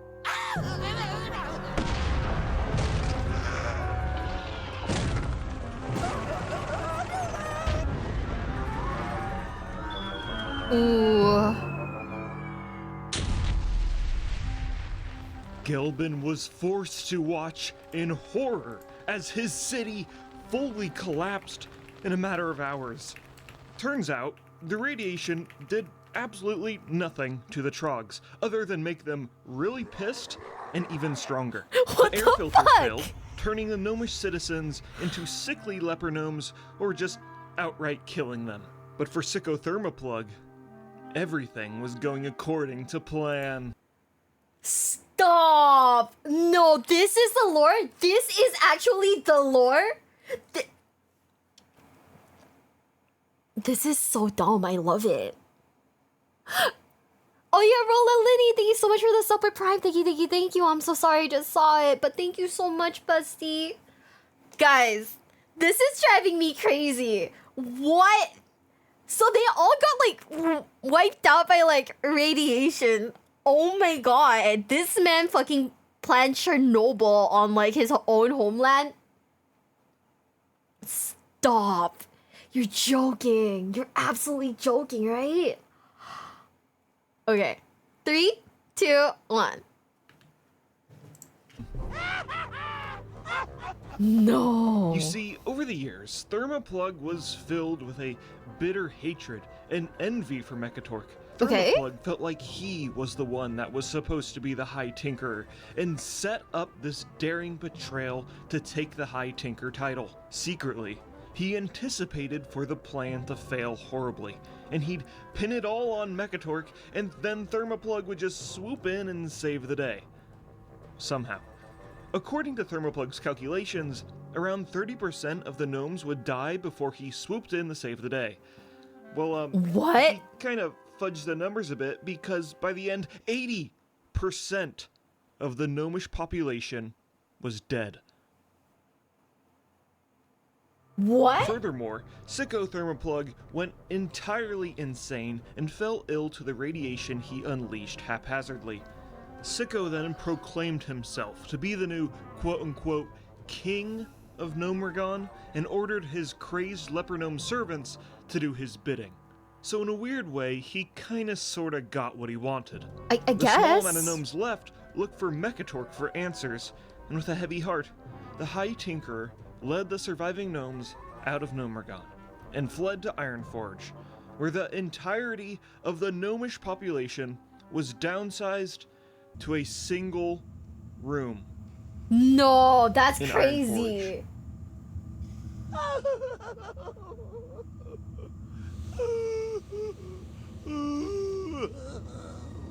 But in Classic, a group of adventurers stormed into Gnomergon to kill Thermoplug, but they actually killed an engineered copy of him.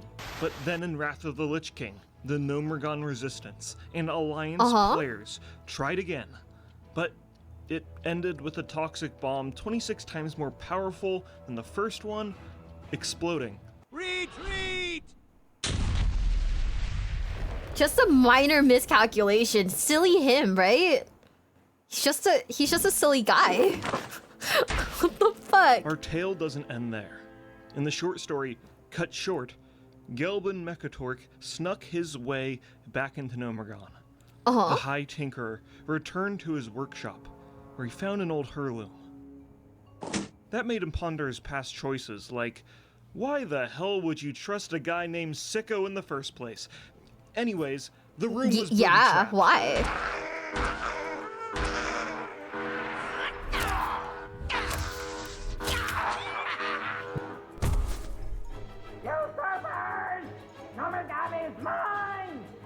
Gilbin could hear Thermoplug approaching. He needed to think quickly, or he'd surely meet his demise. The brilliant engineer repurposed the trap Thermoplug had set for him, and when Thermoplug entered the room to kill Mechatork, he cut him in half. What? I will now quote the short story directly. My legs are in that half. Indeed they are, my friend. And with a razor-quick spring cut and steam cauterization from your ruptured engine, the bleeding is probably minimal. I'd wait around to see if the rats find you before your Trog minions do. But I've seen enough of the latter for one day.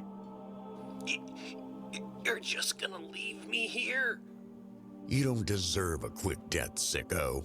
You deserve a long, miserable existence in a dark hole surrounded by filthy monsters. In fact, you have created your very own prison right here. Better than any I could have built for you. You definitely outdid me on this one. Congratulations. Is that actually what his voice sounds like? Because why did they give him like a deep voice? That's not nice, that isn't nice, but also what? Haha, no, that's kind of insane. That's actually like low-key crazy. Only one way to find out and play retail? I don't know. Okay, let me tell you something. I feel a little burnt out from playing like too much hardcore WoW. So I think I need to like super like be in the in like the vibes to play like retail. Giga Chat, his voice, that's what I was thinking. Like I could have sworn they were all like squeaky voices, right? He needed dramatization. It's so funny. It's actually kind of insane. Besides, if you do survive, I can't think of anybody I'd rather have leading these beasts than one of their own. Enjoy your remaining time in jail, my friend. Damn. Your sentence is almost over. And with that, Gilbin left his arch-nemesis for dead. In Cataclysm, Thermoplug would later die when adventurers stormed into Nomergon one last time. But that isn't the last we saw of Thermoplug.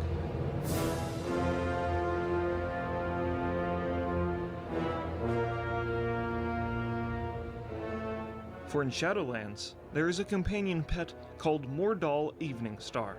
And the description of this pet reads, Mordal is a ruthless tormentor of the smallest souls, who some say he was known in life as Thermoplug. So, after the Twisted King of Nomergon died, his soul was sent to the Maw, a realm of infinite torment and pain. Funnily enough, that is exactly how I describe Shadowlands. Anyways, Nomergon... Wait, did you guys actually hate Shadowlands? Also, Pixel Galaxy, thank you so much for the follow. Thank you. Welcome to the basement. Oh my god, did Dwells get you into WoW? No, I kind of like enjoyed it a little. I kind of like really enjoyed it. So, you know, it's low-key on me. Like on the lowest of keys, it was on me for like getting into it, but it's really fun actually. Shadowlands is actual garbage? That's crazy. Still has not been recaptured by the gnomes, at least not fully.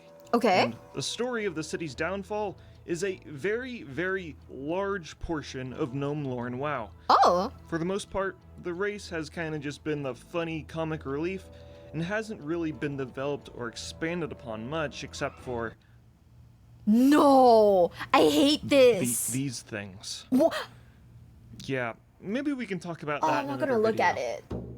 What the fuck?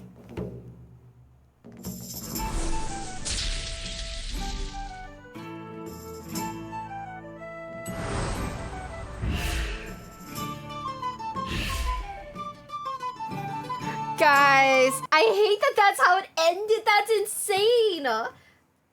It was my least favorite expansion, but I enjoyed it enough since I have friends to play with. Honestly, true. I feel like any shitty game can be vastly improved with like besties. I don't like that kill it girl. I don't like it either. That like scared me a little. Okay, let's watch Warcraft's Stupidest Dragon. Cause I think he's kind of hot. I'm not gonna lie, I think he's kind of hot, but like he's also dumb. Mecha gnomes were a mistake. Mecha gnomes are insane. Why did they show me that? I kind of hate that. What the fuck? Shadowlands was horrible. 07 Shadowlands, no one likes you. Get out of here, loser. Okay, are you guys ready for the next video? In 3, 2, and 1.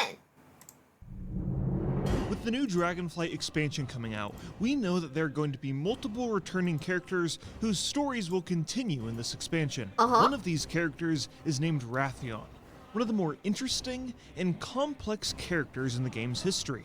The story of the Black Dragonflight Prince has spanned over multiple expansions, and the situations he's been in and the decisions he has made have been questionable at best. Damn. Let's learn about this dragon's blunders, triumphs, and ultimately how he's been labeled as one of Warcraft's stupidest dragons. Stupidest is insane, by the way.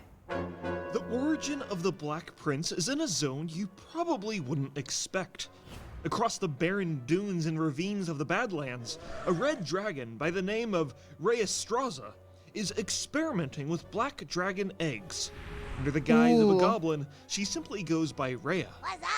With the help from the player characters, you partake in a questline that involves the imprisonment of a black dragon named Naixandra, who is being forced to lay eggs by Rhea. The reason for this is she is trying to experiment and try and purify these dragon eggs of corruption. Okay. Because literally almost every black dragon is corrupted. And while it might be a noble cause,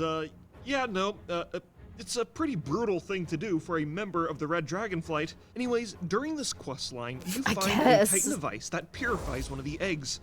Obviously, the Black Dragonflight does not like their eggs being stolen and experimented on, so they attack the player character. In the process, you kill Naixandra. This questline ends with Rhea being burned to literal ash by Deathwing, but that purified egg had found its way to the Twilight Highlands, where the Red Dragonflight are protecting it for safekeeping and until it gets stolen. Okay, what the fuck? Hi. This section of our story is a core part for the legendary Daggers questline for rogues in Cataclysm. Rheastraza is understandably upset. Under her care was the one black dragon egg that we believe was free of the taint of Deathwing's corruption, and it was stolen away from us by thieves in the night. You've found for us our only lead. The rogues from Ravenholt are behind this. Ravenholt? It just doesn't make sense.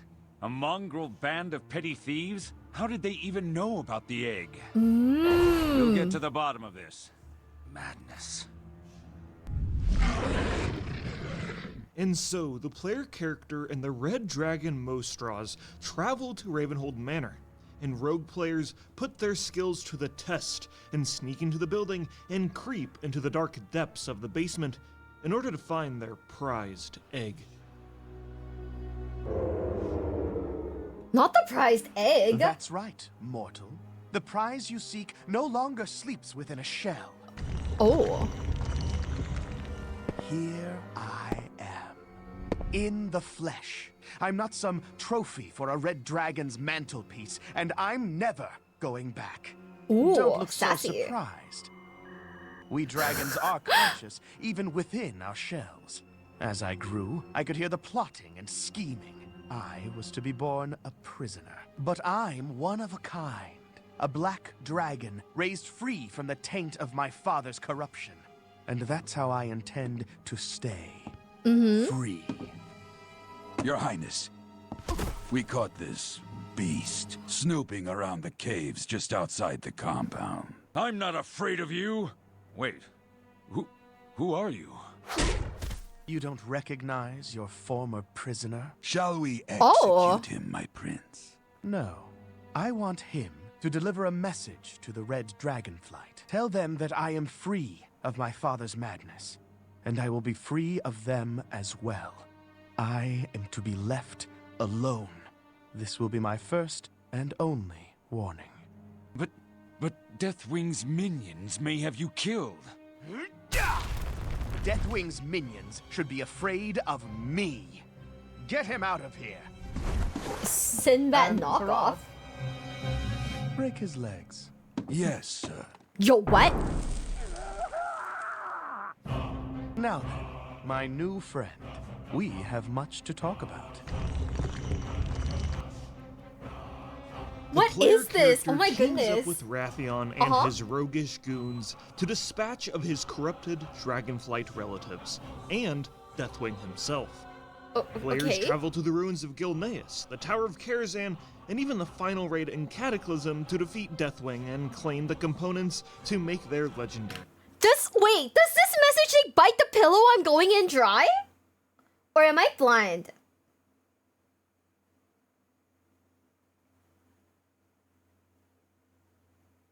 What?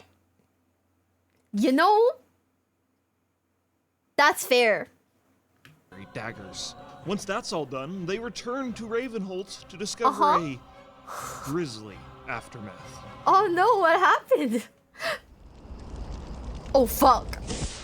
Your eyes do not deceive you. The treacherous Red Dragonflight sought to kill me off. I hope now you see the truth about them. Champion, you have your reward.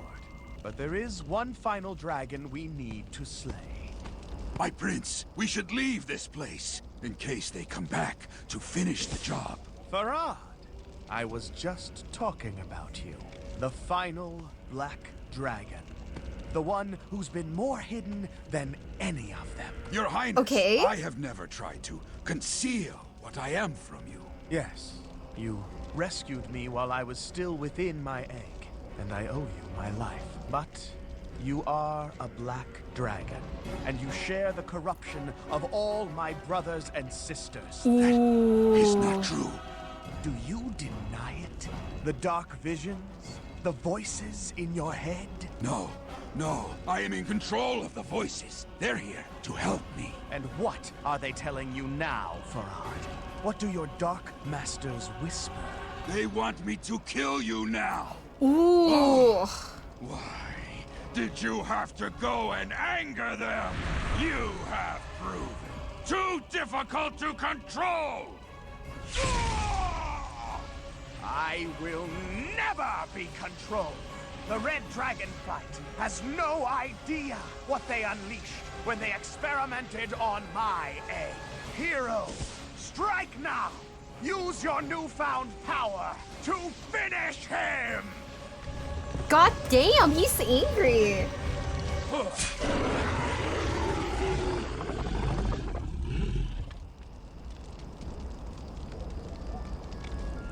It is done, friend.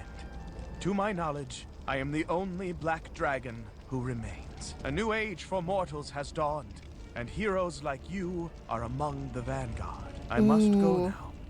Disappear. Perhaps we will meet again. I hope we find ourselves on the same side. You know, you're kind of dangerous. I hope so too. Shit, dude.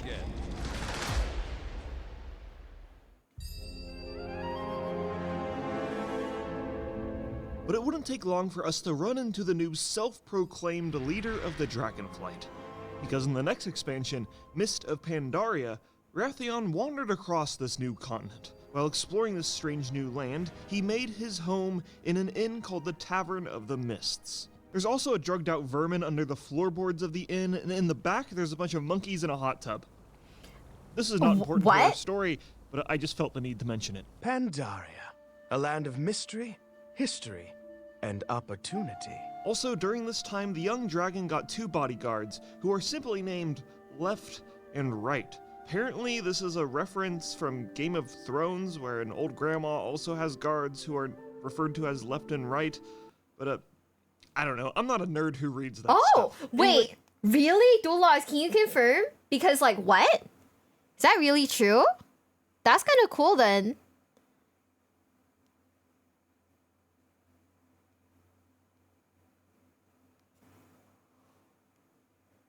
Makes sense. Ooh, I do not remember that bit in like in Game of Thrones.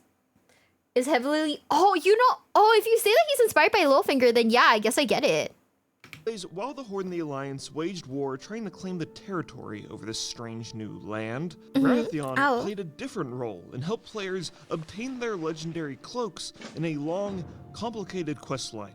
This questline begins with Baratheon summoning the player character to the Tavern of the Mists to discuss a disturbing vision he had. Okay. Ah, if it isn't my favorite master assassin. I was hoping I would find you here in Pandaria. Very good. Let's talk. Tong, drinks please. Ooh. My father, Deathwing, tried to destroy the whole of Azeroth. He was misguided, of course, but he was right about one thing. Our world is so fragile. We are a point of light in a universe of shadow, a candle in a tempest. And sometimes I think it was the very precariousness of our world that drove my father to madness. Oh, damn. Ah, thank you, Tong. Now to my point. I believe we are headed towards a reckoning. And no, I am not talking about the current conflict between the Alliance and the Horde. But the war deeply troubles me. Believe me, what Garrosh Hellscream achieved in Theramore is nothing compared to the horrors that are even now bearing down on our fragile home. Behold the power of the Found! Do you see my concern? A divided Azeroth cannot possibly stand against the darkness. This war has to end soon, before it consumes our strength. I want you to know that your alliance has my full and unwavering support in this campaign. How do we bring a swift and decisive end to the conflict? I believe the answer lies with heroes like you. Of the Storm? Uh-huh. We must ensure that you are up to the task, and then equip you accordingly. So during Mist of Pandaria, Baratheon had a vision of the Legion invading, an event that would eventually happen 2 expansions from now. Since Baratheon is the new leader of the Black Dragonflight, he had the full responsibility of defending Azeroth, and he would stop at nothing to make sure the people of his world were prepared. Okay. His plan was to have one of the factions dominate and fully conquer the other so that they could be united as one. Now, the faction Baratheon allies himself with is entirely dependent on what the faction the player character was a part of. So for this video, let's just say it's the Alliance. For the Alliance! Now, most of the legendary quest line is not that remarkable and is mainly just Baratheon sending players to go do chores and gameplay related stuff. Okay. But meanwhile, Garrosh Hellscream, War Chief of the Horde, is running around warmongering around Pandaria. During this time, he bumps into Prince Anduin of the Alliance, who is protecting an ancient Mogu artifact called the Divine Bell. This is also one of the funniest cinematics in Warcraft history, because Anduin just spouts a whole bunch of expository dialogue, and Garrosh ignores literally all of it. The Mogu made the Divine Bell to create chaos, but the Pandaren created a special mallet to turn the echoes of that chaos into perfect harmony. That mallet was hidden for thousands of years, until now. Die! Well, this is so dumb. After breaking a 10-ton bell over a 15-year-old child, Garrosh then runs away like an evil cartoon villain, and somehow Anduin survives. His wounds were tended to, and he found himself recovering in the Tavern of the Mists, where he first met Baratheon. The first scene we find of them interacting together is them discussing the mysterious Isle of Thunder. Anduin, my beloved, really just got fucked up over the years, huh? And the recently resurrected Mogu leader, Lei Shen.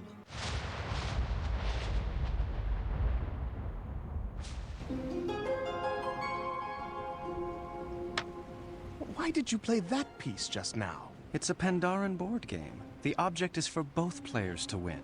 That's ridiculous. Okay. The Thunder King. What a magnificent individual. Could you imagine what his empire would be like today if it had not been overthrown and hidden by the Pandaren? I couldn't imagine a crueler tyrant. He enslaved this entire continent. But I can tell you, no great empire has ever stood the test of time by crushing its own citizens. Remember, the Mogu were overthrown. That should be the lesson of the Thunder King. It's your move, by the way. I worry you may be too soft to wear your kingdom's crown, Prince Anduin. You would do well to learn some of your father's hardness. Are you lecturing me? You're what, 2 years old? 2 in dragon years. It is your move. Champion, return now to the Isle of the Thunder King. I will meet you at the Forge, where together we will create an instrument of legendary power. To what end? Okay. What are you two working towards? World peace. Using a Mogu weapon forge whose powers you barely understand. My dear Prince, you and I share the same goals. We only differ in our level of commitment.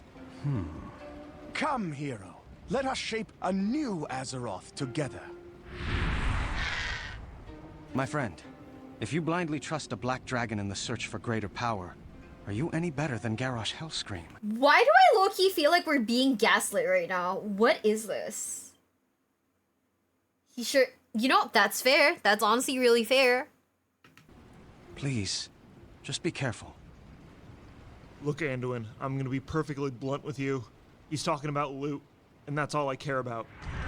True! Us player characters are kind of dumb, huh? The player character and Wrathion then travel to the Isle of Thunder and use an ancient Mogu forge to create a legendary gem.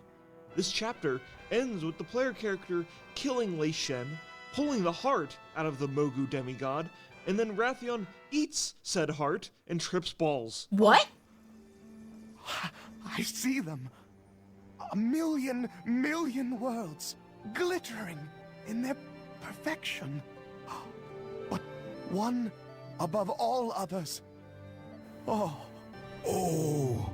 we have fallen. We must rebuild the final Titan. Do not forget. For some reason, Wrathion eating the heart of a demigod is never brought up in the story ever again. Wrathion and the player really character should, though. then Ooh. travel around Pandaria to receive blessings from the 4 August Celestials. For the sake of brevity, I'm kind of skipping over this part, and all you really need to know is that the Celestials are giving Wrathion wise advice and helping him deal with his daddy issues. Really, it's just a lot of talking. Welcome back, champion. Excellent work with the Celestials.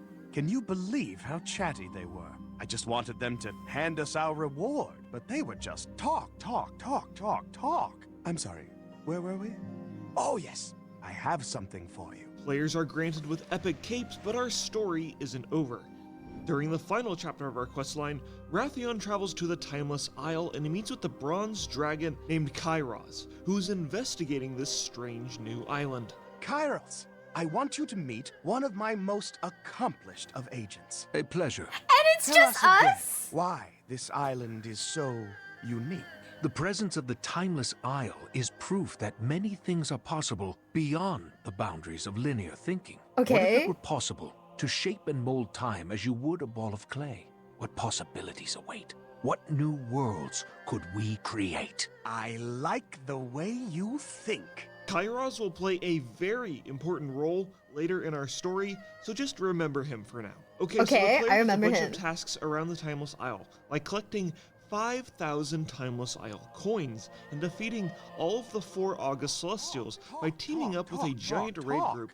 And then So the Mist of Pandaria ends with the Alliance and Horde rebels storming into Orgrimmar and putting an end to Garrosh Hellscream's tyranny. With the Horde at its weakest point, Wrathion's dastardly plan of one faction overthrowing the other was just in reach until King Varian decided to let them all live and establish peace instead, Okay. foiling Wrathion's plan and making his venture into Pandaria ultimately futile.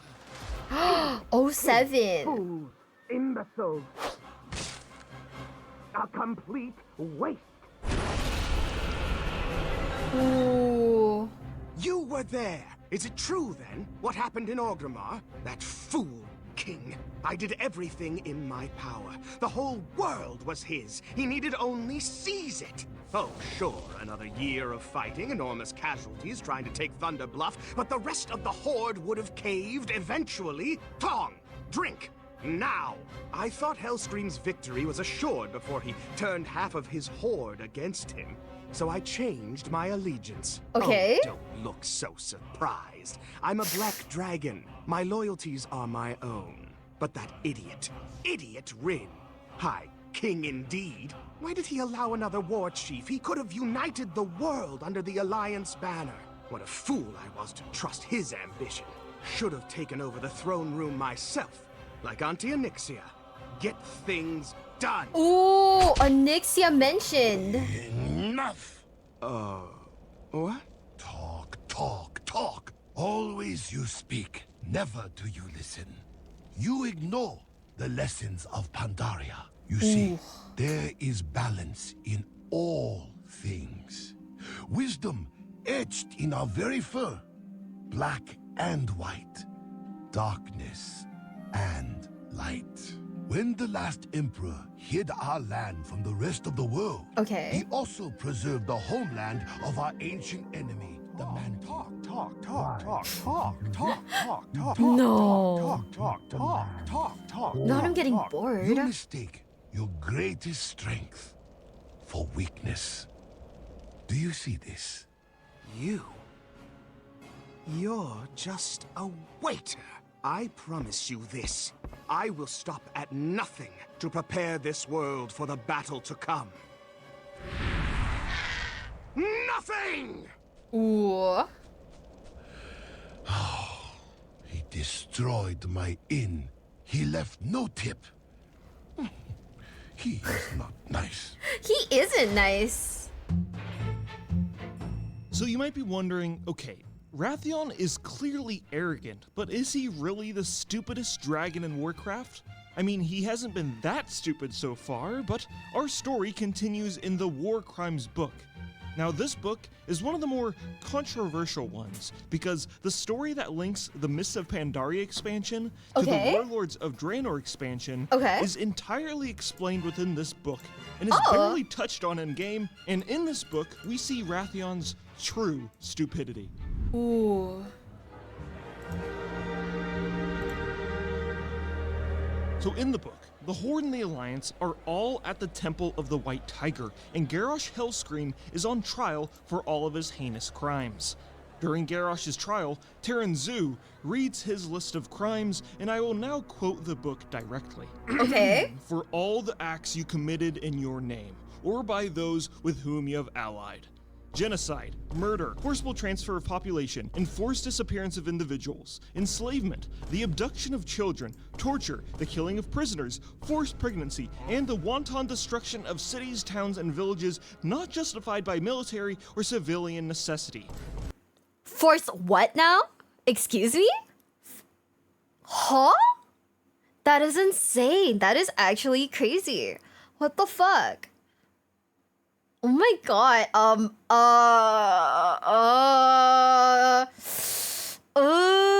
guys, I don't know. He captured Alexstrasza. Oh my god, that's a sin, that's a sin, that's a sin. What say you to these charges, Garrosh Hellscream? And then Garrosh smiled, beginning to slowly applaud, although the chains about his wrists hampered the gesture.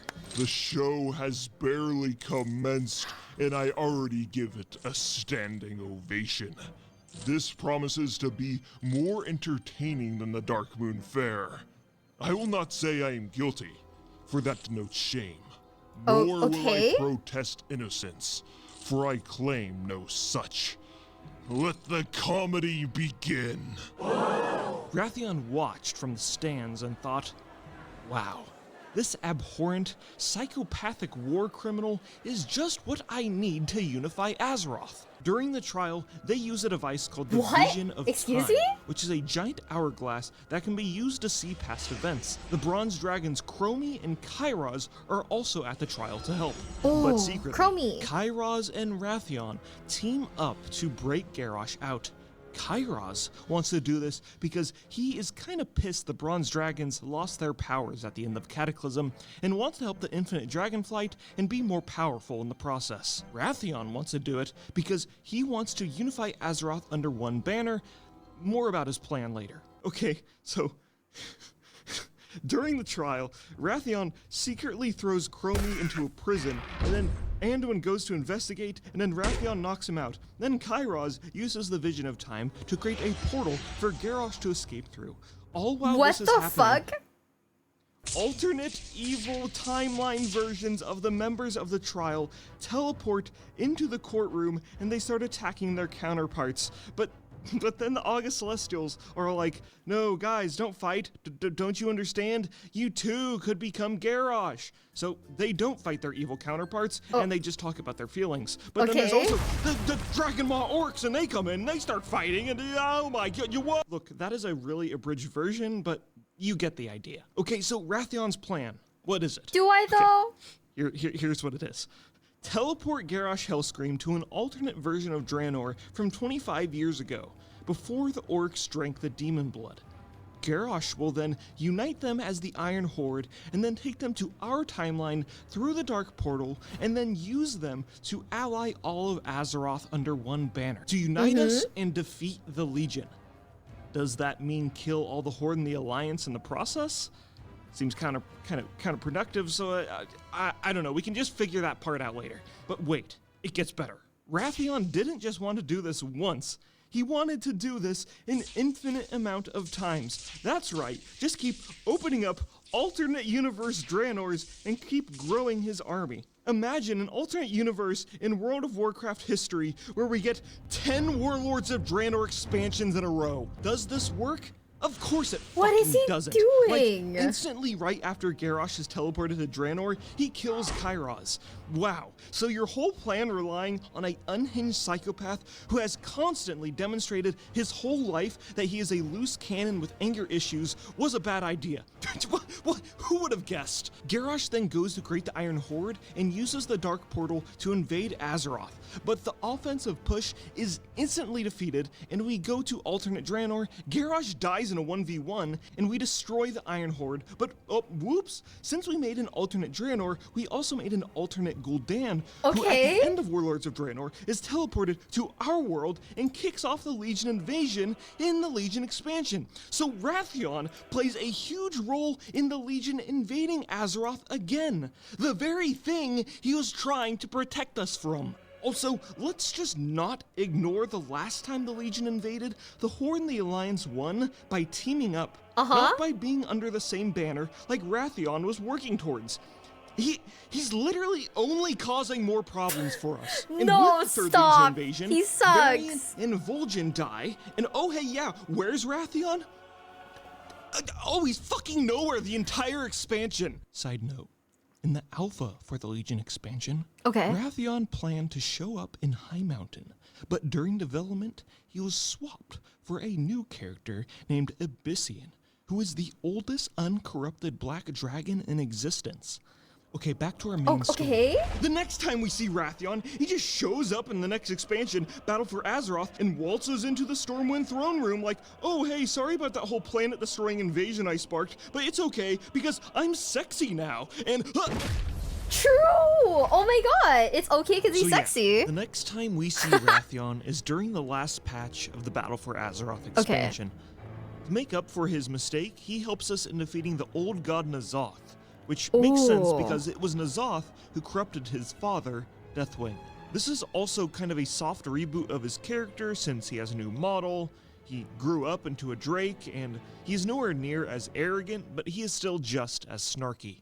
For an old god who claims to see everything, you are blind to the threat before you.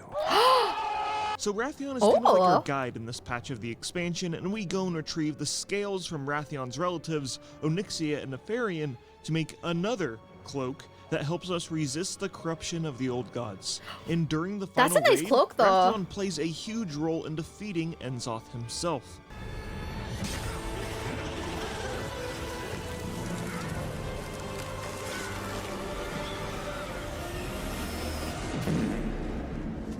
That's And crazy. that is where our story ends for now. But we know Wrathion is going to play a pretty big role in the Dragonflight expansion, where he will discover what it truly means to be the leader of the Black Dragonflight.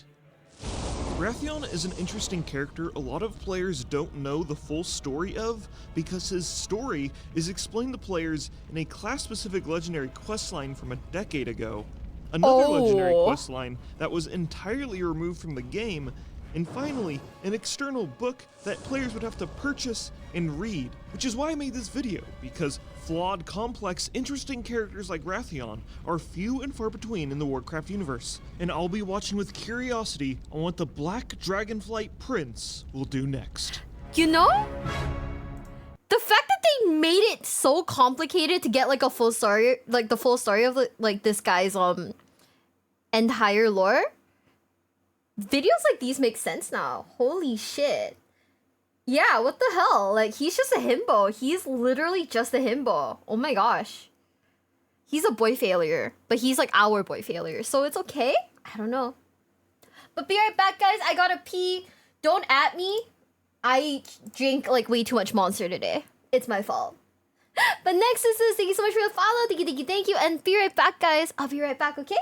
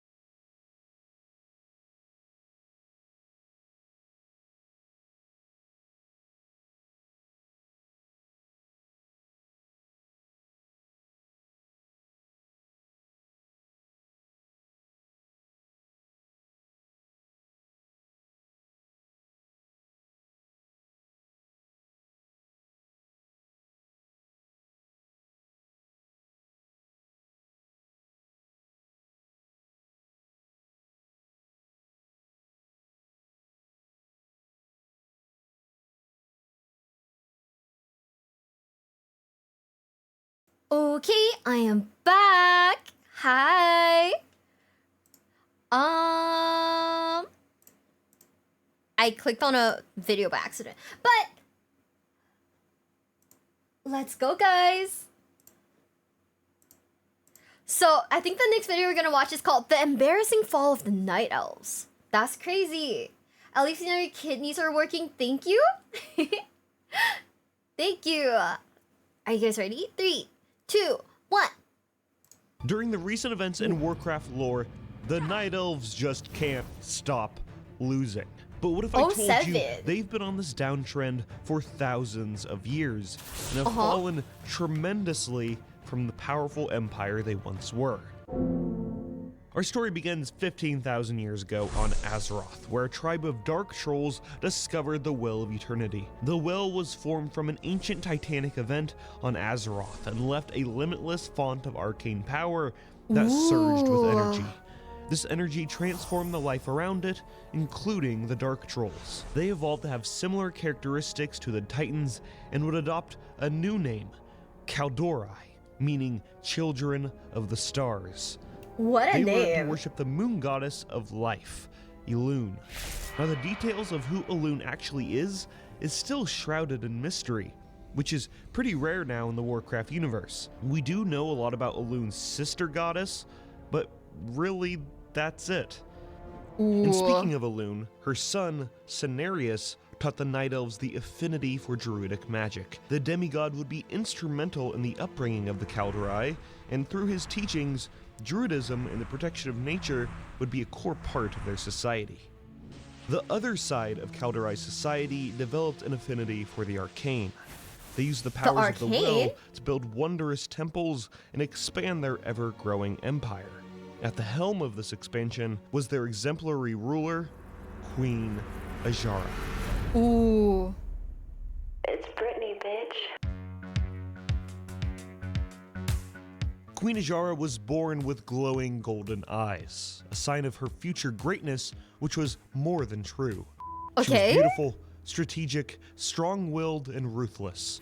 Now in Night Elf society, there was a clear separation between the arcane magic noble users called Highborn and your typical Kaldori. But that didn't stop everyone in the Empire unanimously praising their new queen. They loved her so much, they renamed the capital city to Zinashari, meaning glory to Azshara. Oh, wow. The only real enemy that threatened the Kaldori Empire was the trolls, and they were easily crushed because when you have a font of unlimited power and soldiers that live for 10,000 years, it makes fighting pretty easy. Azshara that's kind of true. Let the trolls live in the mountains of Zoldazar and told them to never expand into Kaldori lands, and practically the entire continent was now under Kaldori rule. But Azshara wanted more. The Queen of the Kaldori made a pact with who she would later discover was Sargeras, the leader of the Burning Legion. Azshara wanted nothing more than to wipe out all of the lesser races on Azeroth, making every inch of the planet under Kaldori rule. And the Well of Eternity was used as a portal to summon a horde of demons, kicking off the War of the Ancients. And okay, I've talked about this war probably like 13 times on this channel because it's probably the most important event to ever happen on Azeroth and is also the point where the power of the Night Elves starts to fall off of a cliff. Okay, so the war ends with all of the demons being banished from Azeroth, but also the Well of Eternity explodes, and the entire planet is fractured, and like 90% of the Kaldori Empire is destroyed. After the destruction of the planet, at the brink of death, Azshara and her loyal subjects got turned into fish people by the old god N'Zoth. Right, so they technically I forgot aren't about Night this. Elves anymore, but they live in Night Elf ruins underwater. More on them later. When the dust settled, the remaining Kaldori attempted to pick up the pieces of their now fractured empire. Illidan Stormrage, being the dumbass that he is, had vials of water from the Well of Eternity and used it to make a new well. Which, what the hell? What are you trying to do? Blow up the world again? He was in prison for 10,000 years after that. And the dragon aspects helped build a new world tree over the well, which accomplished a multitude of things. The world tree of Nordrassil would regulate the power of the new well and mask its power from evildoers trying to seek it out. It would also use the energies of the well to heal the world, and most importantly, it would make the Kaldorei immortal, so they would not die of old age or disease. This was a new age for the Kaldorei, and the leader that rose to power was High Priestess Tyrande Whisperwind and Malfurion Stormrage. Well, it was Malfurion when he wasn't sleeping, hanging out in the spirit realm of the Emerald Dream with other druids doing druid stuff. I don't know, it's kind of vague. Point is, it was mainly Tyrande who had to deal with the aftermath of the Sundering. After this event, Night Elf society pivoted to be heavily focused on a druidic lifestyle, and the use of arcane magic was forbidden, punishable by death. This was controversial to say the least, and the remaining Highborn, who had an affinity for the arcane, thought the banning of magic was for cowards.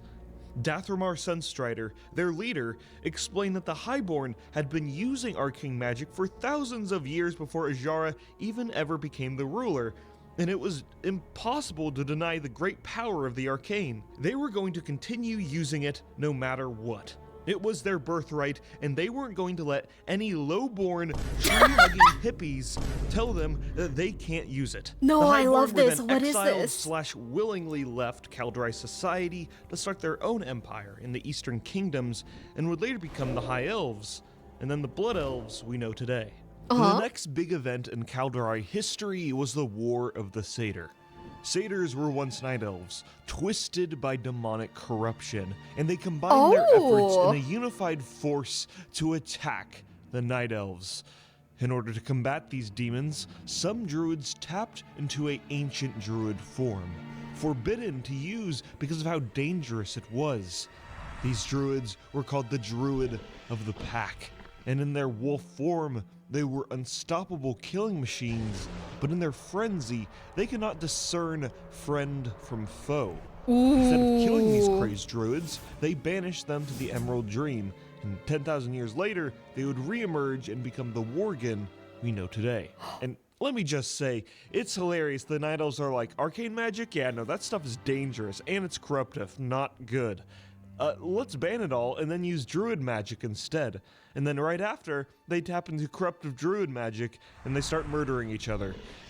Yep, Night Elves are very logical. The next war is the War of the Shifting Sands. The old god Cthulhu and his insectoid creatures, called the Karaji, stirred awake in Silithus, and the Night Elf forces traveled down to snuff them out.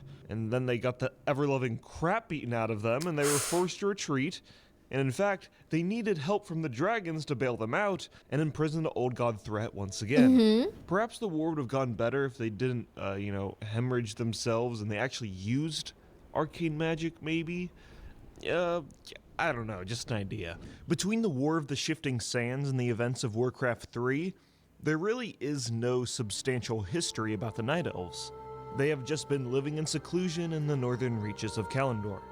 And I've ragged on them a lot in this video, but the depiction of Night Elves around the time of Warcraft 3 is by far some of my favorite world building done in the Warcraft universe.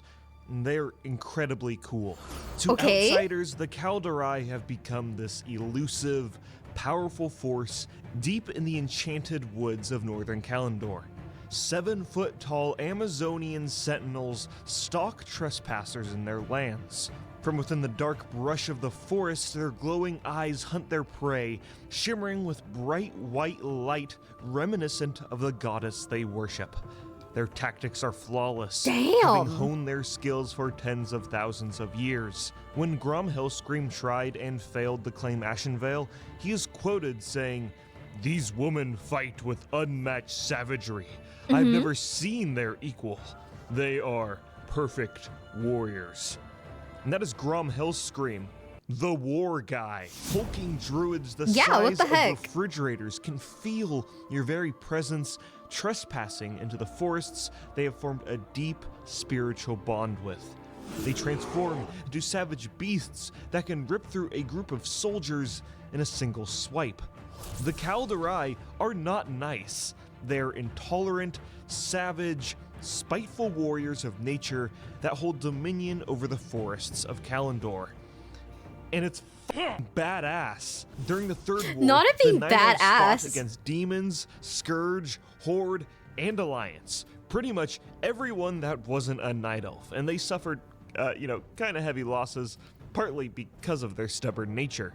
Their demigod Cenarius was slain by Fel Orcs, and the Kaldorei would not team up to defeat the demonic threat until the very last battle for Mount Hyjal, where Malfurion sounded a horn to rip Archimonde apart with 1,000 wisps and blow up the World Tree of Nordrassil to defeat him, ending the Kaldorei's immortality in the process. Between the time of Warcraft 3 and World of Warcraft, the Kaldorei grew a new World Tree of Teldrassil, and built their new capital of Darnassus. And the Night Elves turned from these stoic, elusive, savage protectors of nature, and now they're just guys.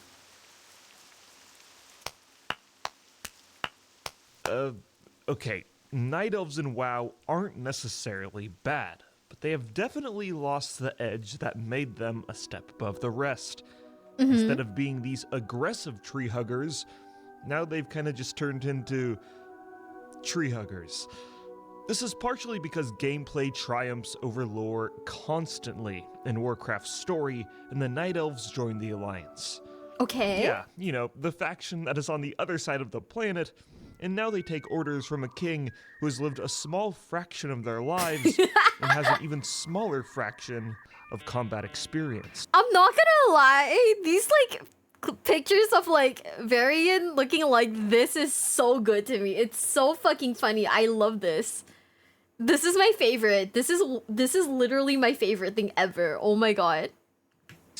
Throughout Classic WoW, the Night Elves are dealing with the corruption of Teldrassil, yeah, it's corrupted, and the Horde's logging expedition to Ashenvale. And for the next 2 expansions, Night Elves exist, but their story and their place in the world really doesn't change. During the Cataclysm, the world has been broken by a cataclysm, and the Night Elves suffer considerable damage because of this. During these troubling times, we actually get a shakeup in Kaldorei society. Morden Evershade, leader of the few remaining Highborn left on Azeroth, apologized for all the blowing up the world stuff, and the very few remaining Highborn were reintegrated into society. But the amount of Highborn that actually exist is very, very small, and really is just an excuse for Night Elf mages to now be a playable race and class combo. Also during the Cataclysm, the Worgen broke free from the Emerald Dream and ransacked the town of Gilneas. Since the Night Elves are mainly responsible for Worgens even existing in the first place, they help out where they could, and they invite them in. Why is he so naked? What is his outfit? What the hell? Into the Alliance. Meanwhile, tensions between the Horde and the Alliance were ramping up. Horde offensives pushed into Darkshore and Ashenvale, but were repelled by the Elves.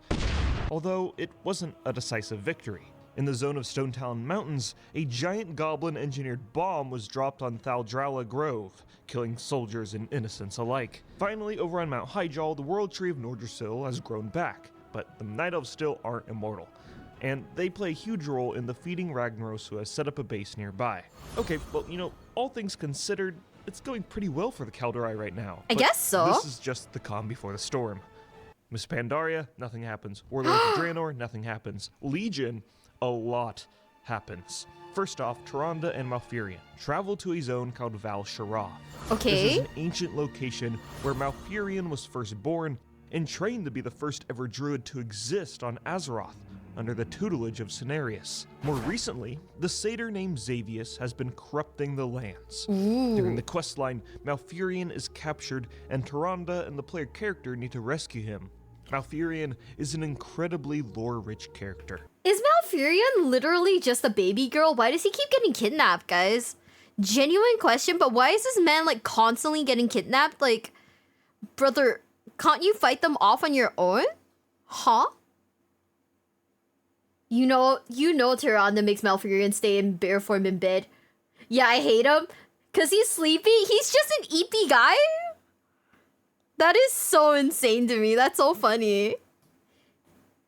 So the only reason why he keeps getting kidnapped is because he's just a sleepy dude. Okay, great. Whose personality has been expanded upon over 21 years in books, comics, and in-game cutscenes. But for the average fan of World of Warcraft, they know him as the guy with the most hilariously pathetic voice lines where he's all like, Tyrande, I need you. You cannot keep me from her. Where are you, Tyrande? No! And here's the funny thing. It's actually Xavius impersonating Malfurion in these voice lines. But everyone kind of forgot about that detail, or it was just poorly translated. Also during the quest line, Ysera dies, a very close ally to the Night Elves, and oh yeah, also during Legion, the Nightborn, a Highborn adjacent faction of elves, wanted to ally with the Alliance, but Tyrande was apprehensive because they reminded her too much of the Highborn, with their limitless power and addiction to magic. So they joined the Horde instead. Okay. And then, in the Battle for Azeroth expansion,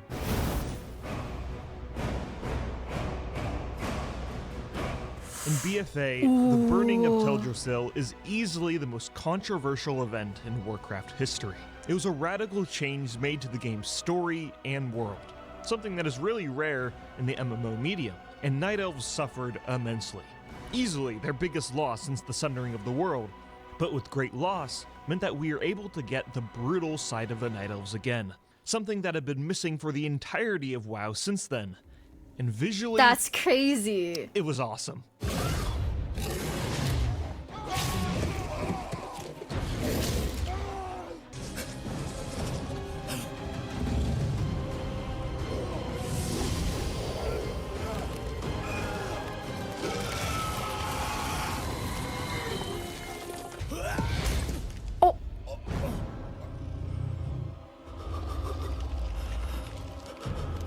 Tyrande, I need you. No way. Tyrande partakes in an ancient ritual to become a Night Warrior, empowering herself with the vengeance of Elune. This is so cool, but ultimately feels hollow when she struggles to fight Nathanos, a guy with a bow. I feel like it would make more sense if she used her powers to turn him into literal ash because, you know, empowered by one of the strongest goddesses in the universe and all that. Damn. And again, the retaliation of the Night Elves feels hollow because the Alliance wins the battle to reclaim Darkshore, but it happens off-screen, the zone is a wasteland, and they push them all the way to the crossroads in the Barrens, which is explained in mission table quest text. No. Which can't possibly be more underwhelming. And hey, look, oh my god, Ajara is back. Her model is dope, her voice actress is amazing, the zone she's in is beautiful, and and she's gone. Nope. No way. Waited 15 years for that one. The Shadowlands expansion comes out, and if the Night Elves didn't have it hard enough, all of those elves that were murdered in the burning of Teldrassil are being funneled directly into hell to be tortured for all eternity. Which is so dark and depressing, it's almost comical. Tyrande manages to fight Nathanos alone and kills him this time, and then charges into the depths of hell, killing everything in her path to save the souls of her people.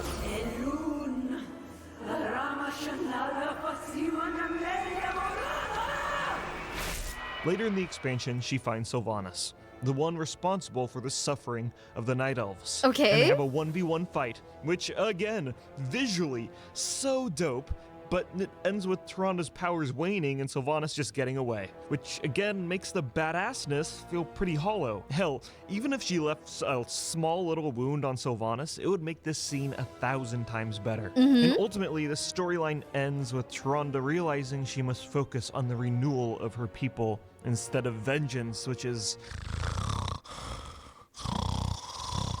not it being but there's a silver boring. lining to this. In order for Tyrande to not be the Night Warrior anymore, she basically has to go through this exorcism. And we get the coolest voice acting that we've gotten in WoW for years. Ooh.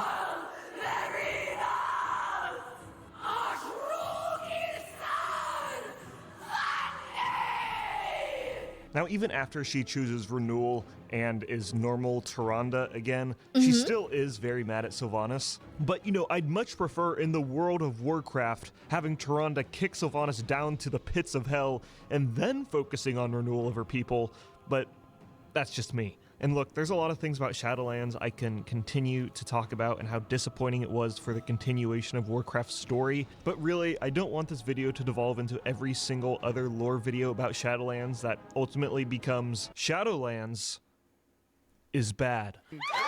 Yeah! Okay, but not that everything makes sense. is horrible for the Night Elves. Tronda was given a new world seed imbued with the souls of dead Kaldorei, which most likely means we're getting a new world tree at some point, but it's currently in the Emerald Dream for safekeeping. And you know, seeing the amazing scale of Dragonflight zones, it should be pretty awesome compared to Teldrassil, which in-game was literally just a stump, surrounded by fog. And you know how I just said the seed is safe? Well, that's a goddamn lie, and the suffering of the Night Elves isn't done yet. Later on in Dragonflight, bad guys called the Primalists invade the Emerald Dream and seal it off from being accessed from Azeroth. But it can be accessed from the Shadowlands, and the only one that can do that is Ysera, the former Green Dragonflight aspect that died in Legion. In order for her to leave the realm of death of the Shadowlands called Ardenweald, she needs someone to take her place, which Malfurion agrees to do. Sound convoluted? Yeah, I know. So basically Malfurion is in timeout in the realm of death while Ysera does stuff, but eventually they'll swap places again. And in response, Tronda says what every Night Elf fan has been thinking for the majority of Warcraft's story. Okay. I am so tired, Malfurion. No fucking shot. Wait, this is so dumb.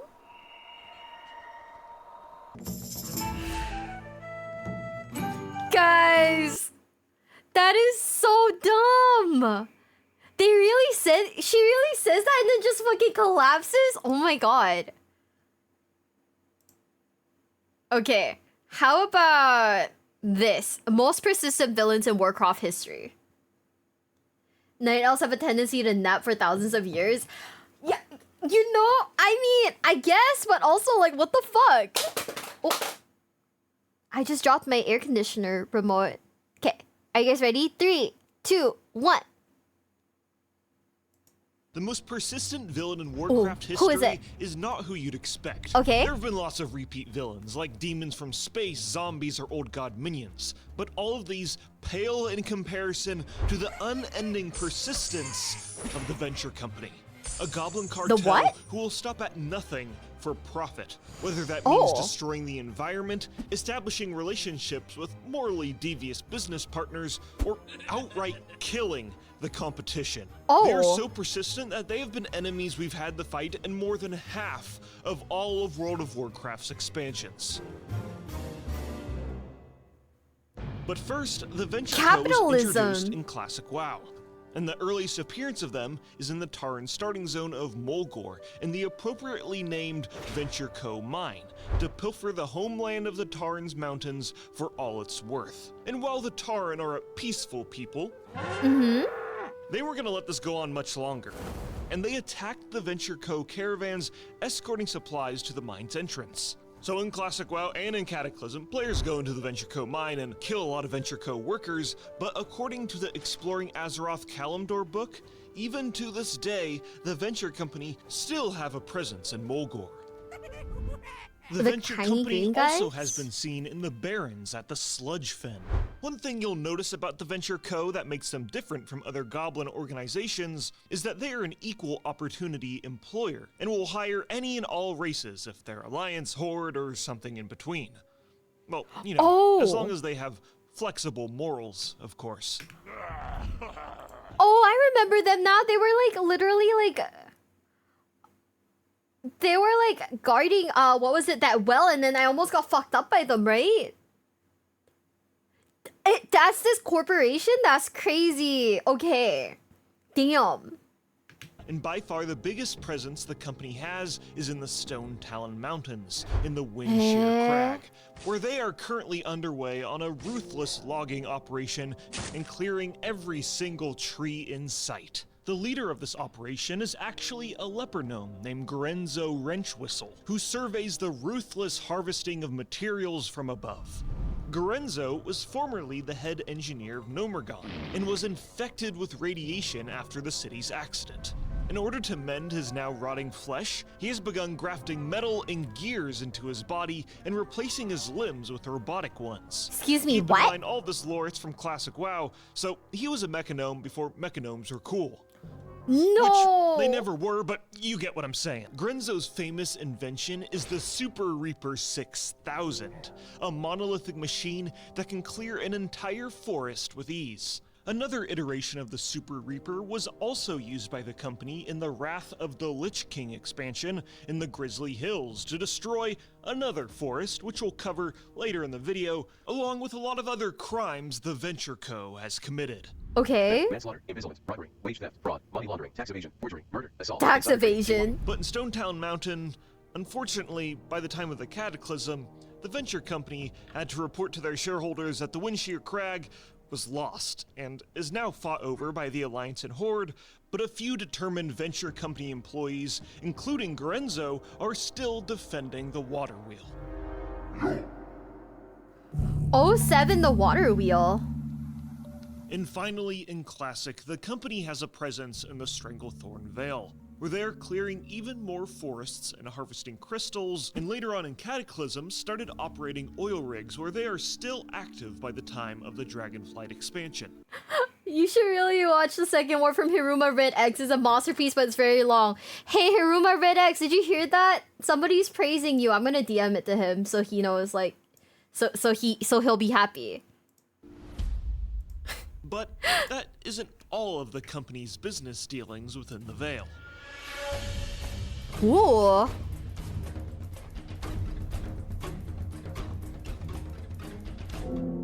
I got the best deals anywhere. Can I interest you in a payment plan? Oh. The Venture Co. has established trade negotiations with the notorious witch doctor Zanzil, who has concocted a wicked poison that can raise people in undeath. Which sounds like a product with a wide customer base, if you ask me. And the Venture Company started to export the product to seedy individuals across Azeroth like the Defias Brotherhood. Rogue players in Classic discover this grand conspiracy during their poison crafting questline. For the Alliance, they travel to Westfall, and for the Horde, they travel to the Barrens. The Grand Foreman of the Barrens Outpost is named Gallywix.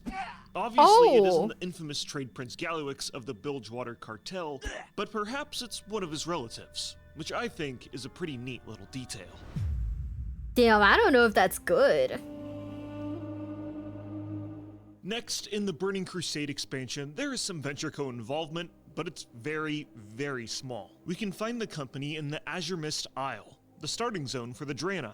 To make an incredibly convoluted quest line short, a traitorous gnome who's working for Kael'thas Sunstrider has hired the Venture Company to strip mine the Draenei ship that crash landed on Azeroth called the Exodar, which perfectly encapsulates the company's greed. No, a spacecraft that is tens of thousands of years old, that can transcend dimensions and warp time itself. Ooh, man. I bet there's some valuable resources on there we can harvest. I don't know if that's Speaking good. of harvesting priceless advanced materials, in the Wrath of the Lich King, the Venture Company set up Swindlegrin's Dig to harvest crystals in the Sholazar Basin. This zone was built by the Titan Keeper Freya as an area of experimentation in the creation of living things. In order to protect this petri dish of creation, 4 pillars were built to control the region's climate and protect the land from evil forces. Although they don't seem to work really well, as one of these pillars was destroyed by the Scourge, and the other is being harvested by the Venture Co., and they're digging out all of the pretty crystals. Even to this day, the crystals! According to the Exploring Azeroth Northrend book, the Venture Company still has a presence in this zone, and their continued pilfering of shiny crystals could lead to even more damage to the region, more than the Scourge even created.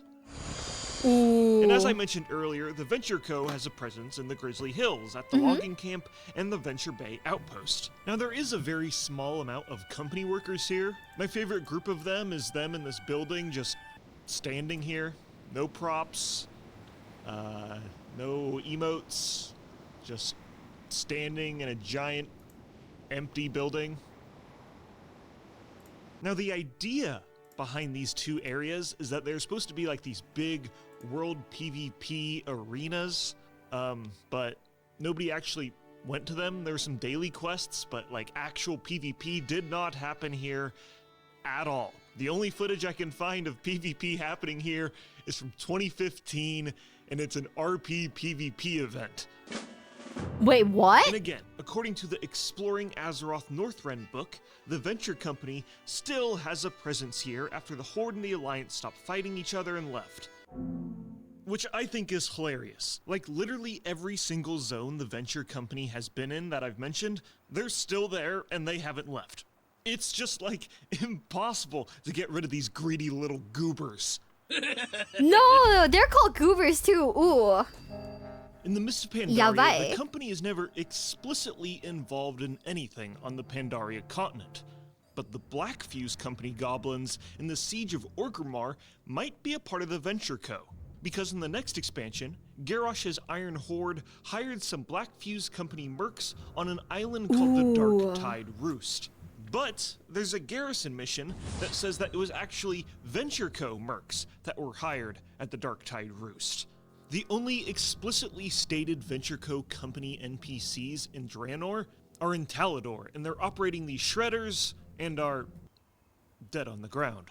But this is still confirmation that they were hired by the Iron Horde. So all of this is to say, the Black Fuse Company might be a part of the Venture Co., and honestly, being heavily involved with a business partner who's a war criminal is something that I wouldn't put past them. Yeah, I guess. And the next time we see the company is in the battle for Azeroth, and they have a lot of cameos in this expansion. They have an oil rig in Stormsong Valley, a presence in Vol'dun. They're trying to steal resources from Mechagon. They show up in island expeditions. They're in a random leatherworking quest in Mulgore.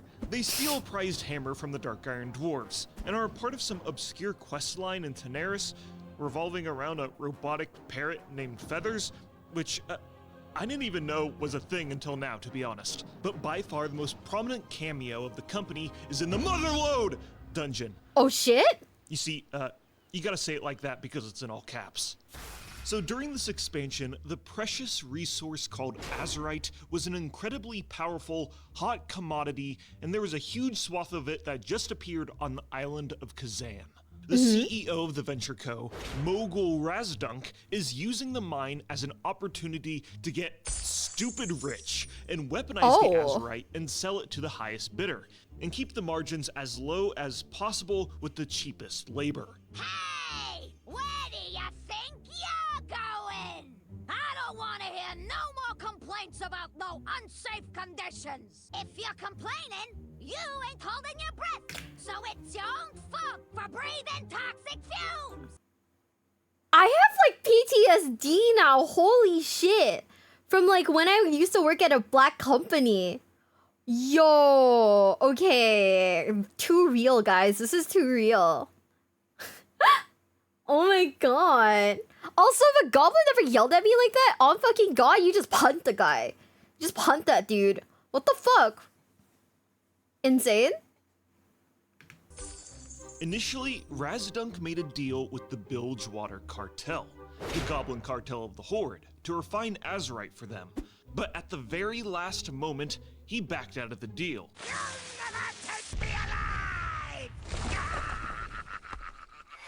What? Putting the Horde at a disadvantage for the Azerite arms race against the Alliance. Hey, Mr. Blightcaller, I got some bad news. Mogul Razdunk double-crossed us. It was crazy. I never seen the green bastard back out of a deal like that. You wouldn't believe. Oh. Pull yourself together, trade prince. Such babbling does not befit a leader of the Horde. Well, excuse me, Banshee Prince. Sorry if I'm rattled after nearly getting killed. In a deal I was against making in the first place. The war chief will not be pleased. We were counting on Razdunk's methods of refining Azerite in our war against the Alliance. That deal was more trouble than it was worth. Damn. There is an easier way to get what we want. By cutting out the middleman, if you get my drift. Indeed. Do we? Champion, Head to Kazan. Acquire the Azerite refining techniques we were promised. And make Mogul Razdunk suffer for breaking his word to the Dark Lady. Ooh. So we, the player characters, are sent to the Motherlode to do what we do best. Okay. Kill everything in sight, which includes Mogul Razdunk himself. Do you bums realize how much property damage you've done? You'll pay for that! Bums is insane. But Razdunk's death didn't mark the end of the Venture Co., but perhaps it's for the better. Because in the next expansion, Dragonflight, the higher-ups sent Gramilla Fizzlecrank to the Dragon Isles to see if there were any business prospects to capitalize on the Isle. But you see, Gramilla, she was so captivated by the Isle's wonder, she said, "No, not this time. We don't need to pollute this place and rob it of all of its resources. Wow. It's just too beautiful to do something like that." Wow. And you know what? That makes sense. This is Dragonflight, the friendship expansion, where everyone gets to hold hands and work together as one. All for the greater... Well, guess what? That was a f***ing lie. Why would you ever believe anything the Venture Co. mercs say? Gramilla Fizzlecrank is a fake and a fraud because the Forbidden Reach is covered in Venture Company looters raiding the island for its priceless artifacts. Damn! And their involvement doesn't stop in the current expansion, The War Within, either. The company has committed a hostile takeover of the Cinder Brew meadery on the Isle of Dorn, and has trapped all of the molten bees and has increased mead production tenfold.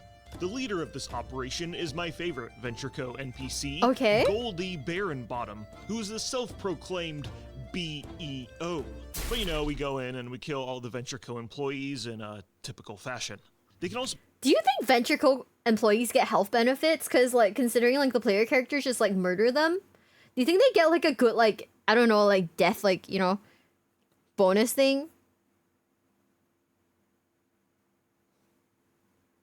Goblins don't get benefits? Ooh. Absolutely not.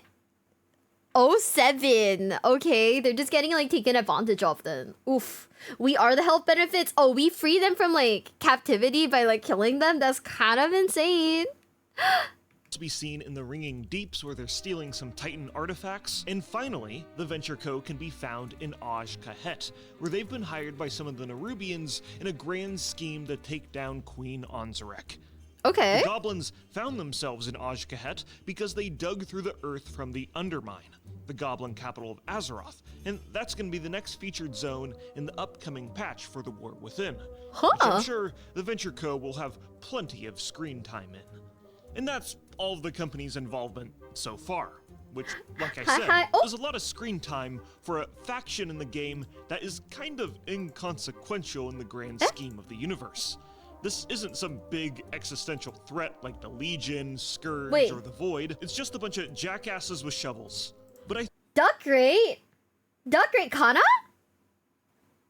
Kana, oh my god, hi! My OBS is not showing rates right now. I don't know why. They low-key hate me. But, holy shit, hi!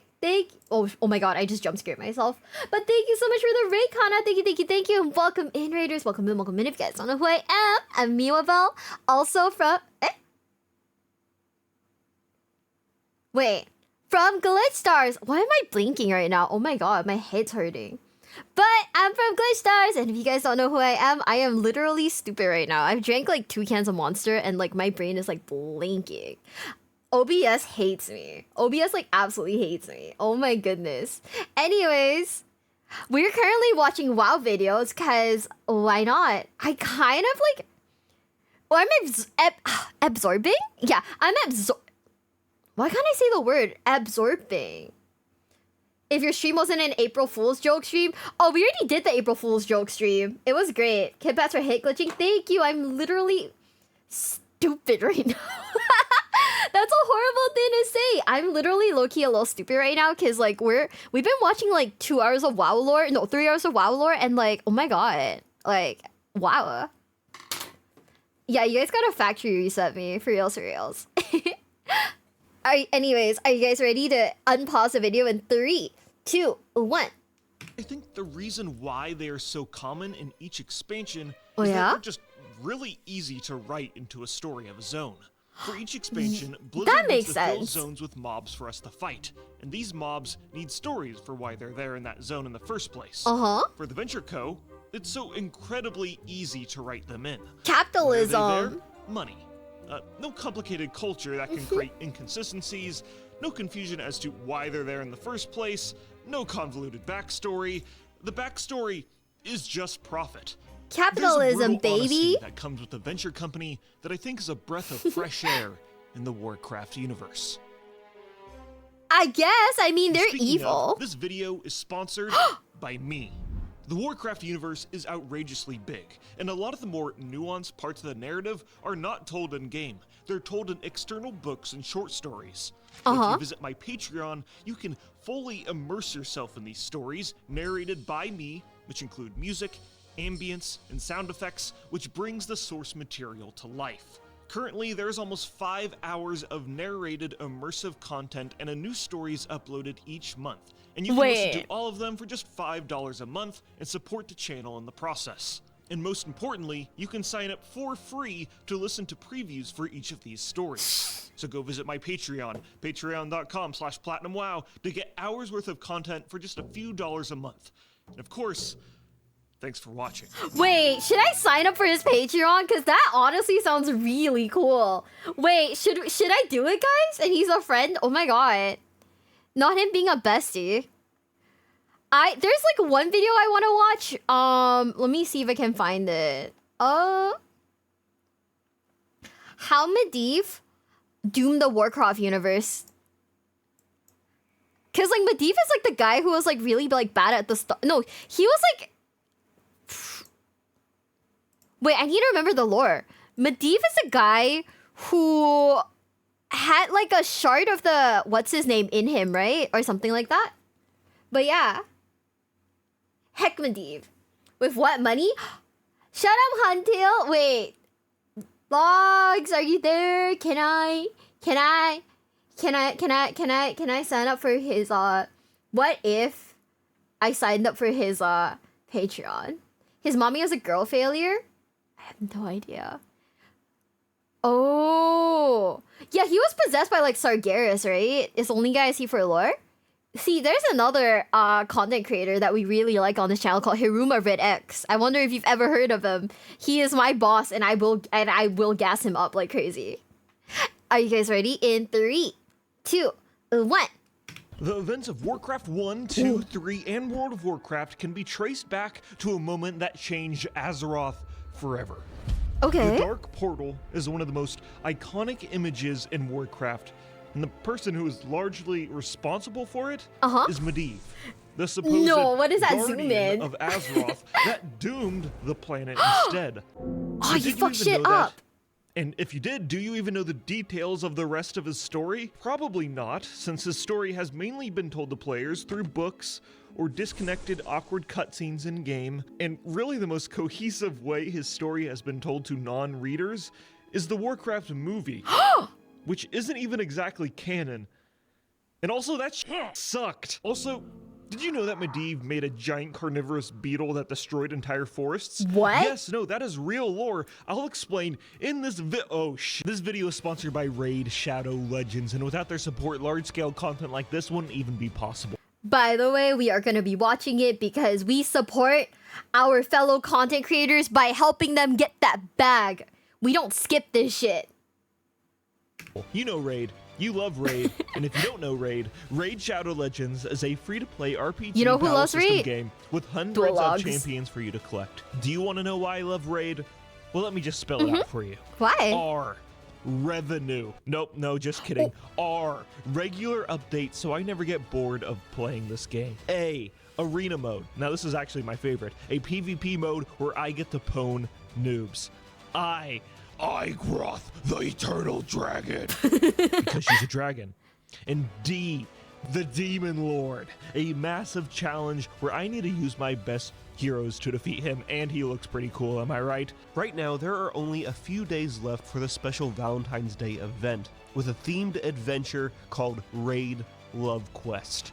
Copy your player ID and head to this URL. Love and Quest. you can play mini games with a chance to win in-game and real-life prizes, like Valentine's themed raid champions and Amazon gift cards. But wait, there's more. New players, hey, if you're new, use my link or scan the QR code right here and you can get a free starter pack with all this cool in-game loot.